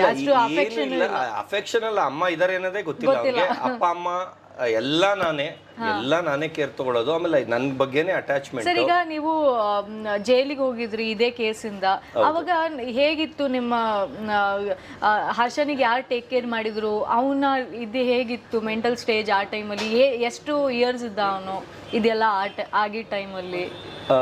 ಅವಾಗ 2017 ಅವಾಗ 15 ವರ್ಷ ಇದ್ನ? ಇಲ್ಲ ಈಗಲೇ 18 ವರ್ಷ. ಈಗ 17 ಅಂದರೆ ಈಗ 4 + 3 7 ಇಯರ್ಸ್ ಬ್ಯಾಕ್, 12 ಇಯರ್ಸ್ ಇದ್ದ ಆ ಟೈಮಲ್ಲಿ. ಅಂದರೆ ಅವಾಗ ನಮ್ಮ ರಿಲೇಷನ್ ಮನೇಲಿದ್ದ. ನನಗೆ ಬಂದು ಅವಳು ಸುಳ್ಳು ಕೇಸ್ ಹಾಕ್ಬಿಟ್ಟು ಮರ್ಡ್ರ್ ಕೇಸ್ ಎಲ್ಲ ಹಾಕ್ಬಿಟ್ಟಿದ್ಲು. ಅಂದರೆ ನಾವೇ ದುಡ್ಡು ಕೊಟ್ಟು ಮದುವೆ ಆಗಿರೋದು, ಅಂದರೆ ನಾವೇ ಖರ್ಚು ಮದುವೆ ಆಗಿರೋದು. ವರದಕ್ಷಿಣೆ ಕಿರುಕುಳ, ಅದೇ ಮಾಮೂಲಿ ಲೇಡೀಸ್ ಗೊತ್ತಲ್ಲ, ಕೇಸ್ ಹಾಕೋದು ಮಾತೆತ್ರ ಒಂದೇ ಬರೋದು ಎಲ್ಲರಿಗೂ. ವರದಕ್ಷಿಣೆ ಕಿರುಕುಳ. ನೀವು ಒಂದು ಕೇಸನ್ನ ಇಟ್ಕೊಂಡು ಎಲ್ಲಾ ಲೇಡೀಸ್ಗೂ ಇದು ಮಾಡಕ್ ಆಗಲ್ವಲ್ಲ? ಅಲ್ಲ, ಎಲ್ಲರೂ ಅಲ್ಲ, ಸ್ವಲ್ಪ ಜನ ಇಲ್ಲ ಇದಾಗಿರೋರು. ಏನಂದ್ರೆ ಅದು ಸರ್ಕಾರದ ರೂಲ್ಸ್ ಇದೆಯಲ್ಲ, ಅದನ್ನ ಮಿಸ್ಯೂಸ್ ಮಾಡ್ಕೊಳ್ತಾ ಇದ್ದಾರೆ. ಮುಂಚೆನೇ ಲವರ್ಸ್ ಇದ್ರು, ನನ್ನ ಬರೀ ದುಡ್ಡುಗೋಸ್ಕರ ಮದುವೆ ಆಗಿದ್ದು 3 ತಿಂಗಳಿಗೆ ಬಿಟ್ಬಿಟ್ಲು. ಅಷ್ಟರಲ್ಲಿ ಹರ್ಷ ಕ್ಯಾರಿಂಗ್ ಆಗೋಗಿದ್ದ, ಉಟ್ಕೊಳ್ತು. ಆಮೇಲೆ 10 ಇಯರ್ಸು ಮನೇಲಿ 4 ಬೆಡ್ರೂಮ್ ಹೌಸು, ಅಪ್ಪ ಅಮ್ಮ ಸಪ್ರೇಟ್ ಅಡುಗೆ, ಇವಳು ಸಪ್ರೇಟ್ ಅಡುಗೆ, 3 ಒಲೆ ಮಾಡಿದ್ಲು, 3 ಅಡುಗೆ ಥರ ಮಾಡಿದ್ಲು ಮನೇಲಿ. ಆಮೇಲೆ ಯಾರೂ ಮಾತಾಡಿಸ್ತಾ ಇರಲಿಲ್ಲ, ಅವಳು ಪಾಡ್ಗವಳು. ಆ ಮನೇಲಿ ಇದ್ಕೊಂಡ್ರು ಅರ್ಶನ್ದು ಸೇವೆ ಎಲ್ಲ ನಾನೇ ಮಾಡ್ತಾ ಇದ್ದಿದ್ದು. ಅವನು ಲೆಟ್ರಿನ್ ತೊಳೆಯೋದಿಂದ ಹಿಡಿದು ಎಲ್ಲ ನಾನೇ ಮಾಡ್ತಾ ಇದ್ದೆ. ಆಗ್ಲಿ, ಬಟ್ ಜನರಲಿ ಏನಿದೆ ಅಂತ ಹೇಳಿದ್ರೆ ವಿಮೆನ್ಸ್ ಈಗ ಏನಾಗಿದೆ ಅಂತ ಹೇಳಿದ್ರೆ ಸರ್, ಸೆಲ್ಫ್ ಇಂಡಿಪೆಂಡೆನ್ಸಿಯಲ್ಲಿ ಬಿಲೀವ್ ಮಾಡ್ತಾರೆ. So they are capable to do that. ನೀವು ಎಲ್ಲರಿಗೂ ಇಲ್ಲ, ಎಲ್ಲಾರ್ಗೂ ಇಲ್ಲ, ಒಳ್ಳೆಯವ್ರು ನಿಮ್ಮ ಥರ ಸಾವಿರಾರು ಜನ ಇದ್ದಾರೆ. ಅಂದ್ರೆ ಈಗ ಸ್ವಲ್ಪ ಜನ ಯಾವ ಥರ ಉಟ್ಕೊಂಡಿದ್ದಾರೆ ಅಂದ್ರೆ, ಸರ್ಕಾರದ್ದು ಏನಿದೆ ರೂಲ್ಸ್ನ ಮಿಸ್ಯೂಸ್ ಮಾಡ್ತಾ ಇದ್ದಾರೆ. ಏನು ಮಾಡ್ತಾರೆ, ಸುಮ್ಮನೆ ಮದುವೆ ಆಗೋದು, ಯಾರೋ ಬಾಯ್ ಫ್ರೆಂಡ್ ಇರ್ತಾರೆ, 3 ಮಂತ್ಸ್ಗೆ ಬಿಟ್ಬಿಡೋದು, ಆಮೇಲೆ ಮೇಂಟೆನೆನ್ಸ್ ಹಾಕೊಂಡು ಈಗ 20,000 ಪರ್ ಮಂತ್ ಕಟ್ತಾ ಇದೀವಿ. ಈಗ 50,000 ಪರ್ ಮಂತ್ ಬೇಕು ಅಂತ ಹಾಕೊಂಡಿದ್ದಾಳೆ. ಅದು ಬಿಟ್ಟು 3 ಕೋಟಿ 3 ಮನೆ ಬೇಕಂತೆ. ಈಗಾಗಲೇ ಇನ್ಯಾರನ್ನೋ ರಿಚ್ನ ಬಾಯ್ ಫ್ರೆಂಡ್ ಆಗಿ ಇಟ್ಕೊಂಡಿದ್ದಾರೆ. ಅದು ಬಿಟ್ಬಿಡಿ. ಡಿವೋರ್ಸ್ ಕೊಡ್ತಾ ಇಲ್ಲ ಅವಳು. ನನಗೆ 60 ಇಯರ್ಸ್ ಆದ್ಮೇಲೆ ಕೊಡ್ತಾಳಂತೆ. ಇವಾಗ ಏನು ಕೊಡ್ತಾ ಇಲ್ಲ ಅಂದ್ರೆ, ನಾನು ಚೆನ್ನಾಗಿದ್ದೀನಂತೆ, ಈಗ ಬಿಟ್ಟರೆ ಇನ್ಯಾರ ಮದುವೆ ಆಗ್ಬಿಡ್ತಾರಂತೆ, ಅದಕ್ಕೆ 60 ವರ್ಷದವರೆಗೂ ಕೊಡಲ್ವಂತೆ. ಈಗ ಅವಳಿಗೂ ಏಜ್ ಆಗ್ತಾ ಇದೆ ಅಂತ ಈಗ ಅವಳಿಗೆ ಗೊತ್ತಾಗಿದೆ, ಅವಳಿಗೂ ಮದುವೆ ಆಗಬೇಕು. ಈಗ ಅವ್ನು ಯಾರೋ ಇಟ್ಕೊಂಡ್ರು ಬಿಟ್ಟಿರ್ಬೋದು. ಈಗ ವಾಪಸ್ಸು ಕಾಂಪ್ರಮೈಸು ಮನೆಗೆ ಬರ್ತೀನಿ ಅಂತ ಕೂತಿದ್ದಾಳೆ. ನಾನು ಜಡ್ಜ್ ಮುಂದೆ ಹೇಳಿದೆ, ನನಗೆ 60 ಇಯರ್ಸ್ ಆಗಿಲ್ಲ, ಅವಳು 60 ಇಯರ್ಸ್ಗೆ ಡೈವರ್ಸ್ ಕೊಡ್ತೀನಿ ಅಂತ ಹೇಳಿದ್ಲು. 60 ಇಯರ್ಸ್ ಆದ್ಮೇಲೆ ಬರೋಕೆ ಹೇಳಿ, ಅವಾಗ ಡೈವರ್ಸ್ ಕೊಡ್ತೀನಿ. ಈಗ 20,000 ಕೊಟ್ಟದ್ದು ನನಗೇನು ಟೆನ್ಷನ್ ಇಲ್ಲ. ಅವಳು ಮನೇಲಿದ್ರೆ ಟೆನ್ಷನ್ನು, ಅವಳು ಮನೇಲಿ ಇಲ್ದಿದ್ದಕ್ಕೆ ನಾವು ಉದ್ಧಾರ ಆಗ್ತಾ ಇದೀವಿ, ಕ್ಲಿಕ್ ಆಗ್ತಾ ಇದೀವಿ. ಅವ್ರಿದ್ದಾಗ ನನಗೆ ತಲೆ ಓಡ್ತಾ ಇರಲಿಲ್ಲ, ಒಂಥರ ಮೂಡ್ ಆಫು, ಏನು ಕೆಲಸ ಮಾಡೋಕ್ಕಾಗ್ತಿರಲಿಲ್ಲ, ಆ ಥರ ಎಲ್ಲ ಪ್ರಾಬ್ಲಮ್ ಆಗ್ತಿತ್ತು. ಸೊ ಈಗ ಮ್ಯಾರಿಟಲ್ ಲೈಫ್ ಈ ಥರ ಇದೆ. ಸೊ ನೀವು ಹೇಗೆ, ಸೊ ಈಗ ನಿಮ್ಮ ತಂದೆ ಬಗ್ಗೆ ಮಾತಾಡ್ಬೇಕಾದ್ರೆ, ಅವರು ತುಂಬಾ ಸೋಷಿಯಲ್ ಸರ್ವಿಸ್ ಮಾಡಿದ್ದಾರೆ, ತುಂಬಾ ಜನರಿಗೆ ಸೇವೆ ಮಾಡಿದ್ದಾರೆ, ನಮ್ಮ ತುಂಬಾ ಸಂಘಟನೆಗಳಲ್ಲಿ ವೈಸ್ ಪ್ರೆಸಿಡೆಂಟ್ ಎಲ್ಲ ಇದ್ದಾರೆ. ಸೊ ಅವರು ಹೇಗೆ ಸರ್, ಈಗ ಏಜ್ ಆಗಿದೆ, ಈಗ ಹೇಗೆ ಕ್ಯಾರಿ ಆನ್ ಮಾಡ್ತಾರೆ? ಅವರು ಅಸಿಸ್ಟೆಂಟ್ ಡೈರೆಕ್ಟರ್ ಆಗಿ ವೆಟರ್ನರಿ ಡಾಕ್ಟರ್ ಆಗಿ ರಿಟೈರ್ಡ್ ಆಗಿದ್ದಾರೆ. ರಿಟೈರ್ಡ್ ಆದ್ಮೇಲೆ ಅಸಿಸ್ಟೆಂಟ್ ಡೈರೆಕ್ಟರ್ ಆಗಿದ್ರು, ವೆಟರ್ನರಿ ಹಸ್ಬೆಂಡರಿಲಿ ಡಾಕ್ಟರ್ ಆಗಿದ್ರು. ಈಗ ರಿಟೈರ್ಡ್ ಆಗಿದ್ದಾರೆ. ಈಗ 84 ಇಯರ್ಸ್. ಅವರು ಈಗ KRS ಪಕ್ಷ, ಲಂಚ ಮುಕ್ತ ಕರ್ನಾಟಕ, ಆ ಥರದ್ರಲ್ಲೆಲ್ಲ ಒಂದು ವೈಸ್ ಪ್ರೆಸಿಡೆಂಟ್ ಆಗಿದ್ದಾರೆ. ತುಂಬ ಸಮಾಜ ಸೇವೆ ಚಿಕ್ಕವರಿಂದನೂ ಮಾಡ್ಕೊಬಂದಿದ್ದಾರೆ. ಅಂದರೆ ₹1 ಎಕ್ಸ್ಪೆಕ್ಟೇಷನ್ ಇಲ್ಲದೆ, ಅಂದರೆ ಯಾರ್ದಾರ ಏನಾರ ಪ್ರಾಬ್ಲಮ್ ಆಗಿದ್ರೆ 1 ವಾರ 1 ತಿಂಗಳಲ್ಲಿ ಸಾಲ್ವ್ ಮಾಡಿಕೊಡ್ತಾರೆ. ಬರೀ ಒಂದು ಪೇಪರು ಪೆನ್ನಿಂದ, ಯಾರು ಇನ್ಫ್ಲುಯೆನ್ಸು ಮಾಡಲ್ಲ, ಯಾರು ಇದು ಇಲ್ಲ, ಬಾಯಲ್ಲೂ ಮಾತಾಡಲ್ಲ, ಒಂದು ಪೇಪರು ಪೆನ್ನಿಂದ. ಅಂದರೆ RTIಯಲ್ಲೂ ದೊಡ್ಡ ಪೋಸ್ಟಲ್ಲಿದ್ದಾರೆ. ಅಂದರೆ ಸಿಂಹ ಸ್ವಪ್ನ ಅಂತಲೇ ಹೇಳ್ಬೋದು ಆ ಥರ. ಅಂದರೆ ಮೋದಿ ಸರ್ ಏನಾರ ನೋಡಿದ್ರೆ ಇವ್ರಿಗೆ ಸ್ವಚ್ಛ ಭಾರತ್ ಅಂತಾರಲ್ಲ, ಅದು ಒರಿಜಿನಲ್ ಸ್ವಚ್ಛ ಭಾರತ್ ನಮ್ಮ ತಂದೆ. ಯಾಕಂದರೆ 4 ಗಂಟೆಗೆ ಎದ್ದು ನಮ್ಮನೆ ಕಸ ಗುಡಿಸೋದಲ್ಲದೆ, ರೋಡಲ್ಲಿರೋ ಕಸ ಗುಡಿಸೋದಲ್ಲದೆ, ರೋಡಲ್ಲಿರೋ ಗಿಡಕ್ಕೆಲ್ಲ ನೀರು ಹಾಕೋದು, ಯಾವ್ದಾರ ಕೊಂಬೆ ಬೆಂಡಾಗಿದ್ರೆ ಅದನ್ನು ಕಟ್ಟಿಸೋದು, ಹಣ್ಣದು ಗಿಡಗಳು ಹಾಕ್ಸ್ಬಿಟ್ಟು ಕಿತ್ತಿ ಅದನ್ನು ಎಲ್ಲರಿಗೂ ಹಂಚೋದು, ಅಲ್ಲಿರೋರಿಗೆಲ್ಲ ಹಂಚೋದು. ರೋಡಲ್ಲಿ ಹಣ್ಣು ಗಿಡ ಹಾಕ್ತಾರೆ, ಅದನ್ನು ಬೇರೆಯವ್ರ ಪಬ್ಲಿಕ್ ಕಿತ್ಕೊಂಡು ಹೋಗ್ದಿರಂಗೆ ರಾತ್ರಿ ಎಲ್ಲ ಕಾಯ್ತಾರೆ ಆ ಗಿಡ. ಇದು ನಾಯಿ ಪ್ರೇಮ ಯಾವಾಗಿಂದ ಸ್ಟಾರ್ಟ್ ಆಯಿತು, ಮತ್ತೆ ಹೇಗೆ ಕ್ಯಾರಿ ಆನ್ ಆಯಿತು? ಮತ್ತೆ ಇನ್ನೊಂದು ಏನಂತ ಹೇಳಿದ್ರೆ, ಒಂದು ಕ್ವೆಶನ್ ಎಲ್ಲರ ಇದರಲ್ಲಿ, ಇಷ್ಟು ಕೋಟಿ ನಾಯಿ ಅಷ್ಟು ಕೋಟಿ ನಾಯಿ ಅಂತ ಹೇಳಿಬಿಟ್ಟು ಪೇಜಸಲ್ಲಿ ನೋಡ್ತಾ ಇರ್ತೀವಿ, ಇನ್ಸ್ಟಾಗ್ರಾಮಲ್ಲಾಗಲಿ ಫೇಸ್ಬುಕ್ಕಲ್ಲಾಗಲಿ. ಸೊ ಇಸ್ ಇಟ್ ಲೈಕ್, ಹೇಗೆ ಅಷ್ಟು ಬೆಳೆ ಬಾಳುವ ನಾಯಿ ನೀವು ಖರೀದಿ ಮಾಡಿದ್ರಿ, ಏನು ಅಂತ ಹೇಳಿ? ನಾನು ಸ್ಟಾರ್ಟಿಂಗು ಸ್ಟ್ರೀಟ್ ಡಾಗ್ ಬಂದು ₹1 ಅಮೌಂಟ್ ಕೊಡೋದು ಬೇಡ, ಹಂಗೆ ಊಟ ಹಾಕಿದ್ರೆ ಬರುತ್ತೆ, ಆ ಥರದ್ದು ಒಂದು 20 ಡಾಗ್ಸ್ ಹಾಕ್ಕೊಂಡಿದ್ದೆ. ಅಲ್ಲಿಂದ ಸ್ಟಾರ್ಟ್ ಆಯಿತು. ಅಲ್ಲಿಂದ ನಮ್ಮ ತಂದೆ ಒಂದು ಕ್ರಾಸ್ ಬ್ರೀಡ್ ಡಾಗ್ನ ಕೊಡಿಸಿದ್ರು. ಅದಕ್ಕೂ ಒಂದು 6 ಇಯರ್ಸ್ ಬ್ರೀಡ್ ಮಾಡಿಲ್ಲ. ನಾನು ಬೆಂಗಳೂರಿಗೆ ಬಂದು 10th ಸ್ಟ್ಯಾಂಡರ್ಡ್ ಬಂದಾಗ ಅದು ಕ್ರಾಸ್ ಮಾಡಿ, ಫಸ್ಟ್ ಇನ್ಕಮ್ಮು ₹1,200, ಸೆಕೆಂಡ್ ಇನ್ಕಮ್ಮು ₹675, ಅಂದರೆ 6 ತಿಂಗಳು ಗ್ಯಾಪಲ್ಲಿ. ಆಮೇಲೆ ಬಂದು ರೀಸೇಲ್ ಎಲ್ಲ ಮಾಡೋಕ್ಕೆ ಸ್ಟಾರ್ಟ್ ಮಾಡಿ, ಪರ್ ಡೇ 10,000 ದುಡಿತಾ ಇದ್ದೆ, ಪರ್ ಡೇ 10,000 ಖರ್ಚು ಮಾಡ್ತಾ ಇದ್ದೆ. ಅಂದರೆ ಆಗಿನ ಕಾಲದಲ್ಲಿ 5 ಜನ ಆಲ್ ಓವರ್ ಬ್ಯಾಂಗ್ಳೂರಲ್ಲಿ ಡಾಗ್ ಬ್ರೀಡರ್ಸ್ ಇದ್ದಿದ್ದು. ಇವಾಗ 5 ಲಕ್ಷ ಜನ ಇದ್ದಾರೆ. ಅಂದರೆ ಇವಾಗ ಬಿಸ್ನೆಸ್ ಆಗೋದು 1 ಮಂತ್ ಒಂದು 3 ತಿಂಗಳು ಒಂದು ಬಿಸ್ನೆಸ್ ಆಗೋದು. ಆದರೆ ದೊಡ್ಡ ಮಟ್ಟದಲ್ಲಿ ಮಾರ್ತೀನಿ. ಅಂದರೆ 1 ಮರಿನೇ 3 lakhs 6 lakhs ಆ ಥರ ಮಾಡಿ ಆ ದುಡ್ಡು ಹೆಂಗೋ ಮ್ಯಾನೇಜ್ ಆಗುತ್ತೆ. ಅದು ಬಿಟ್ಟು ಗೆಸ್ಟ್ ಕರೀತಿರ್ತಾರೆ, ಅದೆಲ್ಲ ಇನ್ಕಮ್ ಬರ್ತಾ ಇರುತ್ತೆ. ಅದು ಬಿಟ್ಟು ಏನು ಹೇಳಿಕ್ಕೆ ಟಾಪಿಕ್ ಹೇಳಿದ್ದು ನೀವು? ಇಲ್ಲ, ಹೇಗೆ ಇದು ಖರೀದಿ ಮಾಡಿದ್ರಿ ನೀವು ಇಷ್ಟು? ಓಕೆ, ಅದೇನಂದರೆ ಫಸ್ಟು ಕ್ರಾಸ್ ಬ್ರೀಡಿಂದ ಸ್ಟಾರ್ಟ್ ಆಯಿತು. Street dog cross breed. ಅಲ್ಲಿಂದ ಬಂದು ಯಾಕೆ ನಾನು ಕ್ರಾಸ್ ಬ್ರೀಡಲ್ಲೇ ಇರಬೇಕು, ನಾನು ಯಾಕೆ ಹೆಸರು ಮಾಡಬಾರ್ದು, ಬ್ರ್ಯಾಂಡ್ ಆಗಬಾರ್ದು ಅಂತ ಅಂದ್ಬಿಟ್ಟು ಒಂದು ಜಾತಿ ನಾಯಿ ತೊಗೊಳಕ್ಕೆ ಸ್ಟಾರ್ಟ್ ಮಾಡ್ತೀನಿ. ಫಸ್ಟು ಬಂದು ಸೈಂಟ್ ಬರ್ನಾರ್ಡು, ಅದಾಗ್ತಿದ್ದಂಗೆ ನಿಯೋಪ್ಲಿಟಿನ್ ಮ್ಯಾಸ್ಟಿಫು. ಇದೆಲ್ಲ ಫಸ್ಟ್ ಇಂಪೋರ್ಟ್ ಮಾಡಿದ್ದೆ ನಾನು, ಅಂದರೆ ಇಂಡಿಯಾಗೆ ಇಂಪೋರ್ಟ್ ಮಾಡಿ ಅದನ್ನು ಬ್ರೀಡಿಂಗ್ ಮಾಡಿ ಎಲ್ಲ ಹರಡಿದ್ದೆ, ಇಂಡಿಯಾ ಫುಲ್ ಹರಡಿದ್ದೆ ನನ್ನ ಬ್ರೀಡ್ಗಳು. ಕ್ಯಾಡಬಾಮ್ಸ್ದು ಗೋಸ್ಟ್ ಅಂತ ನೀವು ಹೊಡೀರಿ, ಅದು ವರ್ಲ್ಡ್ಸ್ ನಂಬರ್ 1 ನಿಯೋಪ್ಲೆಟಿನ್ ಮ್ಯಾಸ್ಟಿಫು. ಆಮೇಲೆ ಪೆಗ್ಗಿ, ಕ್ಯಾಡಬಾಮ್ಸ್ ಪೆಗ್ಗಿ ಅಂತ ಸೆಂಟ್ ಬರ್ನಾಡೋ, ಅದು 2 ಲಿಪ್ಸ್ ಕೆಳಗೆ ಹೊಡಿಯೋದು. ಅಂದರೆ ಅಷ್ಟು ಹೈಬ್ರಿಡ್ ಹುಡುಕಿ ಅದನ್ನು ಶೋ ಕರ್ಕೊಂಡು ಹೋದರೆ HR ಲಾರಿಲಿ ಕರ್ಕೊಂಡು ಹೋಗ್ತಾ ಇದ್ದೆ. ಅಂದರೆ ಒಂದು 15ರಿಂದ 20 ನಾಯಿ ಕರ್ಕೊಂಡು ಹೋಗ್ತಿದ್ದೆ. ಅಲ್ಲಿ 100 ಜನ ಬರಲ್ಲ, ನನ್ನ ಡಾಗ್ ಬರುತ್ತೆ ಅಂದರೆ 5,000 ಜನ ಬರೋರು. ಅಂದರೆ ನಾನು ಬಂದರೆ ಕಳೆ ಗ್ರೌಂಡ್ಗೆ ಆ ಥರ. ಆಮೇಲೆ ಪ್ರೈಸ್ ನನಗೆ ಒಂದು ಕಾರ್ ಫುಲ್ಲು ತುಂಬ್ಕೊಂಬರೋಷ್ಟು ಪ್ರೈಸ್ ವಿನ್ ಮಾಡ್ಕೊಂಡು ಬರ್ತಾಯಿದ್ದೆ. ಅದು ಎಲ್ಲಾದ್ರಲ್ಲೂ ನಾನೇ ವಿನ್ ಆಗಿ, ಅದರಲ್ಲಿ ದೊಡ್ಡ ಕಪ್ಸ್ ಎಲ್ಲ ನಾನು ಇಟ್ಕೊಳ್ತಿದ್ದೆ, ಚಿಕ್ಕದೆಲ್ಲ ವರ್ಕರ್ಸಿಗೆ ಕೊಟ್ಬಿಡ್ತಿದ್ದೆ, ಯಾಕಂದ್ರೆ ನಮ್ಮ ಮನೇಲಿ ಇಡೋಕ್ಕೆ ಜಾಗ ಇಲ್ಲದೆ. ಅದೇನಾಗೋಯ್ತು, 3,000 ಪ್ರೈಸ್ ವಿನ್ ಮಾಡಿದೆ, 300 ನಾಯಿ ಚಾಂಪಿಯನ್ ಮಾಡಿದೆ. ಇವಾಗ ಒಂದು ಲೆವೆಲ್ಗೆ ಹೆಸರಾಗೋಯ್ತು. ಅದನ್ನು ನನ್ನ ಗೆಸ್ಟಾಗಿ ಕರೆಯೋಕ್ಕೆ ಸ್ಟಾರ್ಟ್ ಮಾಡಿದ್ರು. ಈಗಲೂ ಯಾಕೆ ನಾನು ಡಾಗ್ ಬ್ರೀಡಿಂಗಲ್ಲೇ ಇರಬೇಕು ಅಂದ್ಬಿಟ್ಟು ಡಾಗ್ ಬ್ರೀಡಿಂಗ್ನೇ ಸ್ಟಾಪ್ ಮಾಡಿಬಿಟ್ಟೆ. ಆ ಡಾಗ್ ಬ್ರೀಡಿಂಗಿಗೆ ಹೆಸರಿಟ್ಟಿದ್ದೆ ಕ್ಯಾಡಬಾಮ್ಸ್ ಕೆನೆಲ್ ಅಂತ. ಅದು ಎಲ್ಲ ಆವಾಗಲೇ ಮುಂಚೆನೇ ಹೇಳಿದ್ದೀನಿ. ನೆಕ್ಸ್ಟ್ ಲೆವೆಲ್ಗೆ ಹೊಟ್ಟೋದೆ. ಈಗ ಎಷ್ಟು ದಿನ ಅಂತ ಡಾಗ್ ಬ್ರೀಡಿಂಗಲ್ಲೇ ಇರೋದು ಅಂದ್ಬಿಟ್ಟು ಏನು ಮಾಡಿದೆ, ವರ್ಲ್ಡಲ್ಲಿ ಯಾರ ಹತ್ರ ಇಲ್ಲದೆ ಇರೋದು ಬ್ರೀಡು, ರೇರ್ ಬ್ರೀಡು ಅಂಥದ್ದನ್ನ ತರಿಸ್ಬೇಕು ಅಂತ. ಅದರಲ್ಲಿ ಫಸ್ಟ್ ತರಿಸಿದ್ದು ನಾನು ಕೊರಿಯನ್ ಮ್ಯಾಸ್ಟಿಫ್ ಅಂತ, 1 ಕೋಟಿ ನಾಯಿ, 1 CR ಡಾಗ್ ಅಂತಲೇ ಅದು ಫೇಮಸ್ ಆಯಿತು. ಅದಕ್ಕೆ ಹೆಸರು ಕೋಕಾ ಅಂತಲೇ ಇಟ್ಟೆ. ಕೋಕಾ ಅಂದರೆ ಕೋಟಿ ಅಂತ. ಅದು ಕೊರಿಯನ್ ಮ್ಯಾಸ್ಟಿಫ್ ಅಂತ. ಅದು 20 ಇಯರ್ಸಿಂದ ಹುಡುಕ್ತಿದ್ದೆ. ಅದಾದಮೇಲೆ ಯಾವುದೋ ನಾಯಿ ತೊಗೊಳಕ್ಕೆ ಹೋದಾಗ ಅಚಾನಕ್ ಸಿಕ್ತು, ಅದನ್ನು ತೊಗೊಂಡು ಅದು ವೈರಲ್ ಆಯಿತು, ತುಂಬ ಚಾನಲ್ ಬಂತು. ಅದಾಗ್ತಿದ್ದಂಗೆ ಅಲಸ್ಕನ್ ಮ್ಯಾಲಮೂಟ್ ತರಿಸಿದೆ. ಅದಾದಮೇಲೆ ಟಿಬೆಟಿಯನ್ ಮ್ಯಾಸ್ಟಿಫು, ಅದಾದಮೇಲೆ ಕೊಕೇಶನ್ ಶೆಪರ್ಡು, ಅದಾದಮೇಲೆ ಪಾಂಡಾ ಡಾಗು. ಈಗ ಹೊಸದಾಗಿ ವುಲ್ಫ್ ಡಾಗ್ನ ಲಾಂಚ್ ಮಾಡ್ತಾ ಇದ್ದೀನಿ. ಅದು ವರ್ಲ್ಡ್ಗೆ ಒಬ್ಬರ ಹತ್ರ ಬಿಟ್ಟು ಯಾರ ಹತ್ರ ಇಲ್ಲ. ನಾನು ಎರಡನೇವನು, ವರ್ಲ್ಡ್ಗೆ ಎರಡನೇವನು. ಈಗ ಜನರಲಿ ತುಂಬ ಜನ ನಿಮಗೆ ನೋಡ್ತಾ ಇರ್ತೀನಿ, ತುಂಬ ಸೆಲೆಬ್ರಿಟೀಸ್ ಮೀಟ್ ಆಗೋದು, ಮತ್ತು ತುಂಬ ನಮ್ಮ ಇಂಡಸ್ಟ್ರಿಗೆ ರಿಲೇಟೆಡ್ ತುಂಬ ಪೋಸ್ಟ್ನ ನೋಡ್ತಾ ಇರ್ತೇನೆ ಅಲ್ವಾ. ಸೊ ನಿಮ್ಮ ಲೈಕ್ ಏನು ಸಜೆಷನ್ ಕೊಡ್ತೀರಾ youngsters who wants to get in to film industry ಆಗಲಿ, ಇಲ್ಲ who wants to make name in the modelling ಆಗಲಿ, ಏನು ಸಜೆಷನ್ನು, ಹೇಗೆ ಅವ್ರು ಬರ್ಬೋದು? ಅಲ್ಲ, ನಾನು ಹೇಳೋದು ಹೊಸ ಹುಡುಗರಿಗೆ ಹೇಳೋದು, ಅವ್ರಿಗೆ ಆಪರ್ಚುನಿಟಿ ಬಂದಾಗ ಅದನ್ನು ಯೂಸ್ ಮಾಡ್ಕೋಬೇಕು ಹೊರ್ತು ಇವರೇ ಮೈ ಮೇಲೆ ಬಿದ್ದು ಹೋದರೆ ಮಿಸ್ಯೂಸ್ ಮಾಡ್ಕೊಳ್ತಾರೆ. ಕನ್ನಡ ಫಿಲಿಮ್ ಲ್ಯಾಂಡ್ ಅಂತೂ ಅಷ್ಟು ಕಚ್ಚಡವಾಗಿದೆ, ಎಲ್ಲ 3rd ಕ್ಲಾಸ್ಗಳೇ ಇರೋದು, ಅಷ್ಟು ಕಚ್ಚಡವಾಗಿ ಯೂಸ್ ಮಾಡ್ಕೊಳ್ತಾರೆ. ನಾವೇ ಆಸೆ ಬಿದ್ದು ಹೋಗಬಾರ್ದು. ನಿಮ್ಗೆ ಯಾರೋ ಗುರ್ತಿರೋರು ಯಾರಿಂದನೋ ಒಳ್ಳೆ ಕಡೆ ರಿಯಲ್ಲಾಗಿ ಮೂವಿ ಮಾಡ್ತಾ ಇರ್ತಾರೆ, ಅಂಥ ಕಡೆ ಚಾನ್ಸ್ ಸಿಕ್ಕಿದ್ರೆ ಮಾಡಬೇಕು. ಇಲ್ಲ ಅಂದರೆ ಎಲ್ಲ ಲೋಫರ್ಸ್ಗಳು ಅದನ್ನು ಬಿಡಿಸೇಳಲ್ಲ. ನೀವೇ ಅರ್ಥ ಮಾಡ್ಕೊಳ್ಳಿ.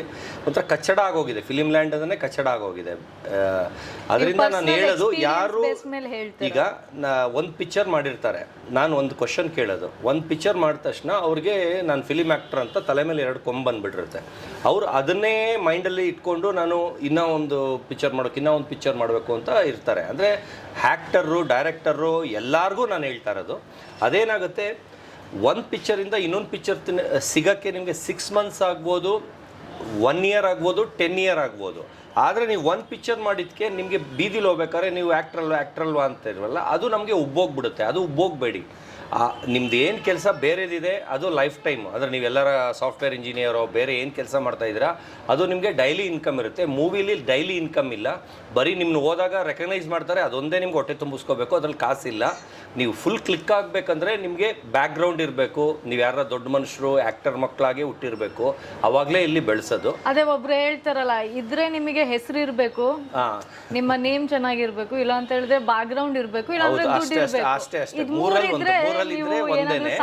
ಇವರು ಏನಾಗುತ್ತೆ, ಮಿಸ್ಯೂಸ್ ಮಾಡ್ಕೊ ಆದ್ಮೇಲೆ ಎಷ್ಟೋ ಲೇಡೀಸ್ ನಾನು ನೋಡ್ಬಿಟ್ಟಿದೀನಿ, ಒಂದು ಪಿಕ್ಚರ್ ಮಾಡಿರ್ತಾರೆ, ಅದಾಗಿ 6 ಇಯರ್ಸ್ ಆದ್ರೂ ಒಂದಿರಲ್ಲ, ಏನಿರಲ್ಲ, ಅದು ಒಂದನ್ನ ಇಟ್ಕೊಂಡೇ ಅವ್ರು ಬಜಾರ್ ಮಾಡ್ಕೊಳ್ತಾ ಇರ್ತಾರೆ, ಬೇರೆ ತರ ಬಿಸ್ನೆಸ್ ಮಾಡ್ಕೊಳ್ತಾ ಇರ್ತಾರೆ, ಅದನ್ನ ಬಿಡಿಸೇ ಹೇಳಲ್ಲ. ಅದೊಂದು ನಾನು ಹೇಳೋದು, ಇಲ್ಲಿ ಅಷ್ಟೊಂದು ನಿಮ್ಮ ಬ್ಯಾಕ್ ಗ್ರೌಂಡ್ ಇದ್ರೆ ಬನ್ನಿ, ಇಲ್ಲ ನೀವೇ ಪ್ರೊಡ್ಯೂಸರ್ ಆಗ್ತೀರಾ ಬನ್ನಿ, ಆದರೆ ಪ್ರೊಡ್ಯೂಸರ್ ಆಗಕ್ಕಂತೂ ಮಾತ್ರ ಹೋಗ್ಬೇಡಿ. ಮನೆ ಮಠ ಮಾರ್ಕೊಳ್ತೀರಾ, ಬಿಕಾರಿ ಆಗ್ತೀರಾ. ಕಂಡೋರ್ ದುಡ್ಡು ಹಾಕ್ತಾರ, ಕಂಡೋರ್ ಸೇರ್ಸ್ಕೊಂತಾರ ಮಾಡಿ. ಓನ್ ದುಡ್ಡಲ್ಲಿ ಕಾಸು ಹಾಕಿ ಹುಚ್ಚೆದ್ದು ಮಾಡಬೇಡಿ. ಕನ್ನಡ ಫಿಲಿಮ್ ಲ್ಯಾಂಡ್ ಅಲ್ಲಿ ದುಡ್ಡು ಹಾಕಿದ್ರೆ ಏನೆಲ್ಲ ನೋಡ್ತಾರೆ, ಇದೆಲ್ಲ ಹೊರಗಿಂದ ನೋಡೋ ಜಗತ್ತು, ಒಳಗೆ ಏನು ಇಲ್ಲ. ಕಾಸು ಎಲ್ಲೋ ಒಂದು 1000 ಮೂವಿಗೆ 2 ಮೂವಿನೋ 3 ಮೂವಿನೋ ಕ್ಲಿಕ್ ಆಗಿರುತ್ತೆ. ನೀವು ಅದನ್ನ ಮಿಕ್ಕಿದ್ದು 900 ಚಿಲ್ಲರೆ ಮೂವಿನ ಅದಕ್ಕೆ ಕಂಪೇರ್ ಮಾಡಬೇಡಿ. 900 ಚಿಲ್ಲರೆ ಮೂವಿ ಪ್ರೊಡ್ಯೂಸರು ರೋಡಿಗೆ ಬಂದಿರ್ತಾರೆ. ಅದರಲ್ಲಿ ಆ್ಯಕ್ಟ್ ಮಾಡಿದವರು ಅವತ್ತು ಕಾಸು ಇಸ್ಕೊಂಡು ಹೊಟ್ಟೋಗಿರ್ತಾರೆ. ಆಮೇಲೆ ಅವ್ರಿಗೆ ನೆಕ್ಸ್ಟ್ ಚಾನ್ಸ್ ಸಿಗೋಕ್ಕೆ ಇನ್ನು 3 ವರ್ಷ ಆಗುತ್ತೋ 2 ವರ್ಷ ಆಗುತ್ತೋ ಸುಮ್ಮನೆ ಹೀರೋ ಅಂತಿರ್ತಾರೆ. ನೀವು ನಿಮ್ಮದೇ ಆದ ಫೀಲ್ಡು, ನೀವು ಓದಿರೋದು ಏನಿರುತ್ತೆ ಬ್ಯಾಕ್ಗ್ರೌಂಡು, ಅದರಲ್ಲೇ ಏನು ಕೆಲಸ ಸಿಗುತ್ತೆ ಅದು ನಿಮಗೆ ಲೈಫ್ ಟೈಮು. ಅದು ಸಂಬಳ ಬರೋದು ನಿಮಗೆ ಮಂತ್ಲಿ ಇನ್ಕಮ್, ಅದೇ ಕರೆಕ್ಟ್. ನೀವು ಮೂವಿ ಲ್ಯಾಂಡಿಂದೇ ಅದಾಗದೇ ಬಂದರೆ, ಇವಾಗ ನೀವು ಚೆನ್ನಾಗಿದ್ದೀರಾ ಬನ್ನಿ ಮಾಡಿ ಅಂದರೆ ಮಾಡಿ, ಆಮೇಲೆ ಮರ್ತು ಬಿಡಿ, ತಿರ್ಗಾ ಮನೇಲಿ ಬೇರೆ ಏನು ಕೆಲಸ ಮಾಡ್ತಾರೆ. ನೀವು ಅದರದೇ ಹಿಂದೆ ಹೋಗಿ ಗಾಂಧಿನಗರಲ್ಲಿ ಅಲ್ಕೊಂಡಿದ್ರೆ ಲೈಫ್ ಹಾಳು ಮಾಡ್ಕೊಂಡು. Okay, thank you so much, sir. Thank you so much for watching this video. And ಇವತ್ತು ನಾವು ಪರ್ಷಿಯನ್ ಪೇಸ್ಟ್ರೀಸ್ ಅಲ್ಲಿ ಇದ್ದೀವಿ, and we are now going to enjoy our pastries without any filter. So ಚೆನ್ನಾಗಿದೆ ಅಲ್ಲ sir? ತುಂಬ ಚೆನ್ನಾಗಿದೆ. ಅವಾಗ ಎಲ್ಲಕ್ಕಿಂತ ಇದು ತುಂಬ ಸ್ವೀಟ್. ಹೌದು. ಚೆನ್ನಾಗಿದೆ. ಇನ್ನು ನೀವು ಕುನಾಫಾ ಮತ್ತು ಬಕ್ಲಾವಾ ಟ್ರೈ ಮಾಡಿಲ್ಲ ಸರ್? ಬೆಸ್ಟು. ಅರೇಬಿಯನ್ ಸ್ವೀಟ್ಸು ತುಂಬ ಚೆನ್ನಾಗಿ ಕ್ಲಿಕ್ ಆಗ್ತದೆ. ಇದು ಹೆಂಗ್ ಮಾಡಿದ್ದೀರ ಅಂತಾನೆ ಗೊತ್ತಾಗ್ತಾ ಇಲ್ಲ. ಅದು ಕೋಟಿಂಗ್ ಆಗಲಿ ಇದಾಗಲಿ ಟೇಸ್ಟ್ ಡಿಫ್ರೆಂಟ್ ಆಗಿದೆ. ಆ ಕಡೆ ಕೇಕ್ ತರನೂ ಇಲ್ಲ, ಪೇಸ್ಟ್ರೀಸ್ ತರ ಇಲ್ಲ. ಇಲ್ಲ ಸರ್, ಇದು milk cake, Alia Bhatt famous. ಹೌದು, ವಿಚಿತ್ರ ಆಗಿದೆ.